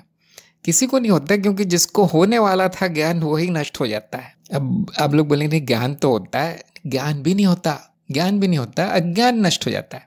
किसको था ज्ञान? क्यों पूछते हो? जैसे ज्ञान नहीं होता किसी को, से किसी को अज्ञान भी नहीं होता। नहीं, अज्ञान सत्य था, नहीं अज्ञान भी मिथ्या था। देखिए, ज्ञान मार्ग आपको पूरा खाली कर देता है। आपके पास एक शब्द भी नहीं बचेगा बोलने के लिए। क्या बचेगा? मौन। मौन अंतिम ज्ञान है। वो आपके पास एक चीज भी नहीं रहने देता ज्ञान मार्ग। किसकी बात करोगे? किस पे मनन, श्रवण, लेखन क्या करोगे? वो भी अपने आप ही होता है, वो भी लीला है। इसलिए आपके पाठ में क्या कहा गया? एक जगह ज्ञान मार्ग विनाशकारी मार्ग है। वो जानबूझ के कहा गया ताकि कुछ लोग जो नहीं चाहते विनाश, वो चले जाएं छोड़ के। वो आगे ना बढ़े, क्योंकि सबके लिए नहीं है। जिसमें इतना साहस है खाली होने का, सब कुछ नष्ट होने का, वही आगे बढ़े। उसमें मैं चाहता हूँ। जो डर गया उसको ज्ञान नहीं हो सकता, क्योंकि वो खोना नहीं चाहता। जबकि ज्ञान मार्ग सब कुछ छीन लेता है। आप कुछ कितना भी सोच ले ज्ञान होने के बाद कि मुझे अज्ञान था, अब ठीक हो गया, ये सब बेकार की बात है। जिसको अज्ञान था वो भी छुड़ा दिया गया, उसका भी नाश कर दिया गया। अब कुछ नहीं बचा है वहां। नहीं, मुझे आत्मज्ञान हो गया तो बहुत कुछ बचा है। मतलब अभी तो मैंने प्रयास किया, अभी तो ज्ञान ही नहीं हुआ। मतलब क्या स्वतः ही चल रहा है? चल रहा है का मतलब कुछ हो रहा है ना, वो भी छीन लिया जाएगा। ये वाक्य भी नहीं बोल सकते आप, क्योंकि अस्तित्व में कुछ चल नहीं रहा है, प्रतीत हो रहा है। क्या सच में कुछ चल रहा है यहाँ? देखिए, अब ये एक वाक्य कहना भी कठिन हो गया है। जो डिम्पल ने कहा है वो भी नष्ट करके वो फेंक दिया गया है। कुछ भी नहीं बचा कहने का। अब मौन बचा है। ये मौन ही आनंद है। ये ऐसा आनंद है जैसे सारा बोझ जो मैं उठा के चलता था वो फेंक दिया गया। कनिका ने कहा है कि पहले अनुभव होते हैं, संसार बाद में उसे अर्थ जोड़ देता है। क्या आप थोड़ा शून्यता के अनुभव के बारे में बता सकते हैं? हाँ जी, थोड़ा ही बता सकता हूँ कि ये कोई अनुभव नहीं है। शून्यता कोई अनुभव नहीं है, तत्व है, उसका अनुभव नहीं हो सकता। अगर वो अनुभव होगा तो प्रतीत होगा, वो मिथ्या हो जाएगा, फिर हम उसको तत्व नहीं कहेंगे। और जानना चाहते हैं तो और पूछिए। नाश ही नाश होता है यहाँ तो। अच्छा, दक्षा ने कहा है, क्या हमारे जीवन की हर एक घटना और संपूर्ण अस्तित्व पूर्व निर्धारित है? हम जन्म चक्र से कब मुक्त होंगे, क्या ये भी पूर्व निर्धारित है? आपका प्रश्न माया से संबंधित है। इसका जो उत्तर आएगा वो सत्य नहीं आएगा। उत्तर किस प्रकार की परिकल्पना के रूप में आएगा। तो परिकल्पना क्या बनाई गई है दक्षा के प्रश्न में कि जीवन की हर घटना क्या वो पूर्व निर्धारित है? तो उसके लिए परिकल्पना बना दी गई है कि माया के एक स्तर पर, माया के कई स्तर है, प्याज के छिलकों की तरह, प्याज की तरह। तो एक उसमें से स्तर पर जो भी होता है वो स्मृति में छपा होता है। जो स्मृति में है ठीक वो प्रकट होता है। तो इस परिकल्पना के आधार पे ध्यान दीजिए, सच नहीं है, माया की बात है, वैज्ञानिक परिकल्पना है। सब कुछ पूर्व निर्धारित है, सब कुछ पूर्व निर्धारित है, और उसमें जो जन्म चक्र है, जो भी प्रतीत हो रहा है, वो भी पूर्व निर्धारित है। यहाँ तक कि लोक प्रलय, लोकों का बनना, लोकों का बिगड़ना, सारी सृष्टि का बनना, सारी सृष्टि का विलय, ये सब पूर्व निर्धारित है। उसकी तारीख भी पूर्व निर्धारित है। अब आप बोलेंगे समय तो है नहीं, ये तारीख कहाँ से आ गई? जब समय ही नहीं है तो घटना कैसे होगी जीवन में? इसलिए मैंने कहा था सत्य और मिथ्या मिश्रण नहीं करना है। ये माया के स्तर पे कहा गया है, इसलिए उत्तर माया में ही आएगा, और उत्तर किसी न किसी परिकल्पना के रूप में आएगा। अब परिकल्पना सही है यानी सत्य तो नहीं है, लेकिन ठीक है यानी उपयोगी है यानी कैसे जानेंगे? ये अप्रोक्ष अनुभव से जाना जा सकता है, और तर्क से भी। अगर आप प्रमाणित कर दें कि माया स्मृति आधारित है, जो कि नाद विज्ञान में किया गया है, नाद विज्ञान में ये बात बताई गई है कि जो भी प्रकट है उसका कारण स्मृति है। ध्यान दीजिए, विज्ञान है, ज्ञान नहीं, क्योंकि वो चक्रीय है, चक्र में चलता है। एक चक्र के अंदर दूसरे चक्र है, स्व समानता है, तो वो सब पूर्व निर्धारित है। क्योंकि पहले हम कहते हैं पहले से छपा है, जो कि एक सारांश में छोटे वाक्य में इस बात को कहना है कि सब कुछ स्मृति में छपा है। यहाँ समय को सत्य माना गया है, स्मृति को सत्य माना गया, तब हम कह सकते हैं कि पूर्व निर्धारित है। और अप्रोक्ष अनुभव में इसका प्रमाण ढूंढा जा सकता है। अगर प्रमाण ना मिले तो क्या करें? ज़्यादा चिंता नहीं करना है, आपको जीवन ऐसे जीना है जैसे वो मेरे द्वारा निर्धारित हो, मेरी इच्छा से चलता हो। क्यों? ये जीव ऐसा सोचेगा और ऐसा करेगा, ऐसा अपनी स्वेच्छा का प्रयोग करेगा, ये भी पूर्व निर्धारित है। पूर्व निर्धारण के बारे में 1-2 वीडियो मैंने बनाए थे। एक वीडियो में मैंने कहा कि जो हो गया वो पूर्व निर्धारित था, क्या है वो नहीं बताया जा सकता।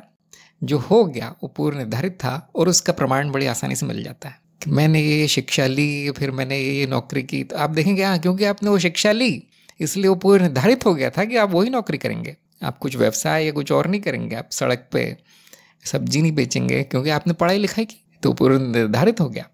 तो पीछे की तरफ दृष्टि डालेंगे तो प्रमाण ही प्रमाण मिलता है कि जो हुआ वो ठीक कारण प्रभाव के नियम से हुआ, जिसको कि हम कर्म का नियम भी कहते हैं। और फिर तर्क लगाया जा सकता है कि जो भी होगा घटनाएं, वो भी कारण प्रभाव के नियम से होंगी, वो पहले से सब लिखा हुआ है।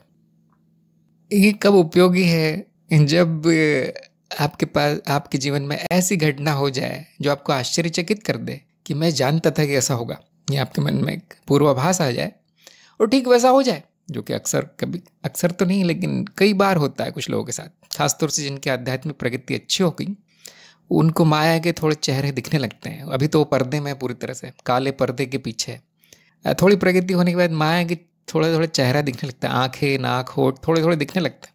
तो कभी कभी एक झलक वो दिखाएगी माया कि मैं क्या हूँ, और ऐसा पूर्वाभास हो जाएगा और ठीक वही घटना होगी। अब ऐसी घटना की व्याख्या क्या है? विज्ञान में ऐसी व्याख्या कैसे करें? क्यों दिख गया मुझे वो? क्योंकि वो पूर्व निर्धारित था इसलिए दिख गया और ठीक वही हुआ। अब ये व्याख्या संतुष्ट करने वाली है, प्रमाण आपके सामने, आपकी आंखों के सामने। क्या ये सबके साथ होगा? नहीं, हजारों में एक के साथ होगा, और वो भी भूल जाएगा थोड़े दिनों में। ऐसा हुआ था, चमत्कार समझ के भूल जाते हैं लोग। तो ऐसी जब घटना हो जाए तो उसकी व्याख्या पूर्व निर्धारण से की जा सकती है। किसी किसी के जीवन में घटनाएं नहीं होंगी, उनको अप्रोक्ष अनुभव नहीं होगा, उनको प्रमाण नहीं मिलेगा, तो उनको क्या करना है? पूर्व निर्धारण बेकार है, मान्यता है, ऐसा मान के कोई उपयोग तो है नहीं। वैसे भी अपनी स्वेच्छा से कार्य करना है कि मेरे जीवन में जो होगा वो मुझे निर्धारित करना है। ये माया का आप कह सकते हैं अंतिम तल है, संसार है, मतलब संसार की गर्त के एकदम अंतिम आखिरी है, जहाँ पे मनुष्य ये मान लेता है, क्योंकि उसके पास कोई प्रमाण नहीं, कोई ज्ञान नहीं है, माया क्या है उसका कोई ज्ञान नहीं है, कि जो मैं सोचता हूँ, जो मैं इच्छा करता हूँ वो होता है। मैंने निर्णय लिया था कि मैं पढ़ाई करूँगा, मैंने निर्णय लिया था कि मैं ये नौकरी करूँगा, और मैं निर्णय लूँगा कि मैं दूसरी नौकरी करूँगा जहाँ पे ज़्यादा पैसे मिलेंगे, इसी में मेरी भलाई है। ऐसे ही चलाना है जीवन, पूरी तरह सही है, ये भी ठीक है। समस्या क्या है कि आप कहीं से सुन ले कि पूर्व निर्धारित और कुछ ना करें, अपनी इच्छा का प्रयोग ना करें, स्वेच्छा का प्रयोग। ये अर्ध ज्ञान हो गया है ना। अब क्या पूर्व निर्धारित था कि आदमी कहीं से सुन लेगा और अपनी स्वेच्छा का प्रयोग नहीं करेगा, और जो होगा वो होगा, फिर इस प्रगति नहीं होगी, यही होगा, है ना। यही पूर्व निर्धारित है। फिर तो पूर्व निर्धारण के पक्ष में बहुत लोग हैं, विपक्ष में भी बहुत लोग हैं। वो पूर्व निर्धारण करने वाले के पास एक तरीका है, एक सूत्र है, फॉर्मूला, कि वो कहता है कि आप जो भी कह रहे हैं ये स्वेच्छा से होगा, ऐसे होगा, वैसे, वो भी पूर्व निर्धारित है। इसमें जो बहुत गहराई में गए वो कहेंगे देखिए प्रकृति में ऐसी घटना है जिनका कोई कारण नहीं बताया जा सकता। विज्ञान भी कहता है इसका कोई फॉर्मूला नहीं है, कैसे होती है। हम इसको कहते हैं यादृच्छिक घटना है, रैंडम। तो आपका पूर्व निर्धारण तो ठप हो गया। तो पूर्व निर्धारण वालों के जो पक्ष में है उनके पास इसका भी जवाब है। वो कहते हैं ये पूर्व निर्धारित था कि ऐसा होगा और आपको कोई कारण पता नहीं चलेगा, इसलिए आप ऐसा बोलेंगे। यहाँ पे बस कारण का अज्ञान है और ये भी पूर्व निर्धारित है, तो उनसे जीतना नामुमकिन है। लेकिन अंत में आपको अपने अनुभव पे चलना है कि जिस दिन आपको कोई ऐसा अनुभव हो जाए कि हाँ सच में कम से कम सभी नहीं तो कुछ घटनाएं तो पूर्व निर्धारित है, अगर आपको अपने अनुभव से ज्ञान हो जाए तो आप मान सकते हैं कि हाँ कहीं ना कहीं किसी स्तर पे माया में ये भी होता है कि कुछ पूर्व निर्धारित होता है। इस समय इस श्लोक में इस जीव रूप में ये 99% आप कह सकते हैं कि सब कुछ पूर्व निर्धारित है। लेकिन माया के ऐसे भी भाग होंगे, ऐसे भी स्मृति क्षेत्र होंगे जहाँ पे दूसरे प्रकार का पूर्व निर्धारण होगा, जहाँ पे शायद नहीं होगा पूर्व निर्धारण। ये सब काल्पनिक बातें, फिर ऐसी कल्पना की जा सकती है। वो भी नाद विज्ञान की श्रृंखला में ऐसे क्षेत्रों के बारे में बताया गया है जिन्हें हम कहते हैं अनियमित क्षेत्र, और वहाँ पे पूर्व निर्धारण की धारणा नहीं लगती, इसलिए वहाँ पे जो आप चाहे वो प्रकट हो सकता है। वहाँ पे स्वेच्छा का कार्य है। यहाँ पे हम कहते हैं मनुष्य बहुत सीमित है, इसका प्रमाण स्वयं लेना पड़ता है। कनिका ने कहा है कि स्वयं का होना अनुभव नहीं हो सकता। हाँ हो सकता है, जो भी अनुभव प्रकट है वो आप स्वयं ही है, वो आप ही हैं। अद्वैत के स्तर पे मिलेगा उत्तर। द्वैत के स्तर पे यही मिलेगा कि नहीं, जो दृश्य है वो दृष्टा नहीं हो सकता, जो दृष्टा है वो दृश्य नहीं हो सकता, घड़ा है मिट्टी नहीं हो सकता, मिट्टी घड़ा नहीं हो सकती। ये द्वैत के स्तर पे। अद्वैत के स्तर पे जो भी प्रकट है वो मैं स्वयं हूँ, मैं ही स्वयं के सामने प्रकट हूँ। वो अनुभव हो सकता है। कैसा अनुभव है वो? मिथ्या अनुभव है, सत्य अनुभव नहीं हो सकता। अद्वैत के स्तर पे भी आप कह नहीं सकते कि वो जो प्रकट है वो मैं ही हूँ, सच में हूँ मैं प्रकट मिथ्या रूप में। उतना ही अनुभव हो सकता है। क्यों नहीं है अनुभव? क्यों नहीं है? मिथ्या ही रूप क्यों है? क्योंकि शून्य है, संपूर्णता शून्य है, निर्गुण है, इसलिए आभास ही हो सकता है। शून्य कुछ बन नहीं सकता। पंकज ने कहा परिवर्तन का अनुभव होता है, मैं अपरिवर्तनशील हूँ, मैं अनुभव करता हूँ। हाँ, ये द्वैत के स्तर का उत्तर है, बिल्कुल सही उत्तर है। तो कनिका को पहले निर्णय लेना पड़ेगा कि आपको क्या चाहिए, कौन से स्तर पे उत्तर चाहिए। माया के स्तर पे क्या होगा उत्तर कि मैं पुरुष या स्त्री हूँ, मैं व्यक्ति हूँ, मनुष्य हूँ, और अब अनुभव हो रहा है उस व्यक्ति का, पूरी तरह हो सकता है। द्वैत में तत्व अलग, नाम रूप अलग, दृश्य दृष्टा विवेक का ज्ञान हो गया, तो अब नहीं हो सकता क्योंकि मैं की स्थिति अनुभव करता पे आ गई। अब जैसे इन्होंने कहा मैं अनुभव करता हूँ, अब नहीं हो सकता। अद्वैत में जो भी अनुभव है वो सब मैं ही हूँ, अनुभव करता भी मैं ही हूँ। और यहाँ मैं कहना भी अजीब सा लगता है क्योंकि कौन है कहने वाला? कोई नहीं। ब्रह्म तो नहीं कहता कि मुझे मेरा अनुभव हो रहा है, कभी नहीं कहता, वो है। तो यहाँ पे मौन रहना ही अच्छा है, नहीं तो फिर स्तरों पे ऐसे खंडित उत्तर मिलेंगे, इस स्तर पे ये, उस स्तर पे वो, उस स्तर। या फिर कभी कभी मैं ये कहता हूँ आपको अनुभव चाहिए क्या, ये बताइए। कनिका को मैं पूछूंगा क्या आपको अनुभव लेना है? दिलवा देंगे हम। शर्त ये है कि ये पूछना नहीं कि वो सच्चा अनुभव है झूठा है, पूछना नहीं है, ये शर्त है। जो अनुभव हो जाए मान लेना है फिर कि हाँ यही मैं हूँ, उसके बाद ही इस प्रश्न समाप्त होता है, नहीं तो नहीं होता वो। इसका मतलब बुद्धि ऐसे चक्की में चल रही है, कहीं तो जाके कुछ तो अनुभव हो जाएगा मुझे मेरा, और फिर कितने भी उत्तर आ जाए वो संतुष्ट नहीं करते उसको। कनिका ने कहा है कि जागृति व्यक्ति ना होने का अनुभव, जहाँ सभी अवस्थाएं बदल रही हैं उसकी स्मृति होना। हाँ ये भी हो सकता है, व्यक्ति अभी भी नहीं है, अगर आप ढूंढने जाएंगे व्यक्ति को तो वो नहीं मिलेगा, और फिर केवल अवस्थाओं के परिवर्तन ही मिलेंगे, और वही अनुभव है फिर जो आप चाहते हैं वो वही है। जहाँ पे व्यक्ति नहीं दिखाई दे, कितना भी ढूंढ ले ना मिले, एक के बाद एक अवस्था आ रही है और उनकी स्मृति है। उनकी स्मृति कब है? अगर चेतना है तो स्मृति रहेगी और फिर वही अनुभव है। और अब एक शब्द में इसको कह सकते हैं तुर्यावस्था। तुर्यावस्था का अनुभव हो सकता है। हाँ, तो मुझे लगता है आपको बस तुर्यावस्था का अनुभव चाहिए। और जैसे कि मैंने कहा था दिलवा दूंगा, ये मत पूछना कि वो सच्चा है या नहीं। कुछ भी सच्चा नहीं है, कोई अनुभव सच्चा नहीं है। आप जैसा अनुभव चाहे बना सकते हैं, गढ़ सकते हैं, साधना करके उसको पा सकते हैं। मैं कहता हूँ क्या करोगे, रुचि की बात है, जिसको आनंद कर ले, जिसको आनंद आता है ये सब करने में कर लो। अभी ब्रह्म अवस्था है, इससे बड़ा आनंद क्या होगा। तो यहाँ पे हम सत्संग आज के समाप्त करते हैं। बहुत समय हो गया आज, और 2 परीक्षाएं हो गई, दोनों पास हो गए। बहुत बहुत बधाई प्रीति और यादव को। और बाकी के प्रश्न कृपया अगली सत्संग में पूछें। सभी का सत्संग में आने के लिए बहुत बहुत धन्यवाद। नमस्कार।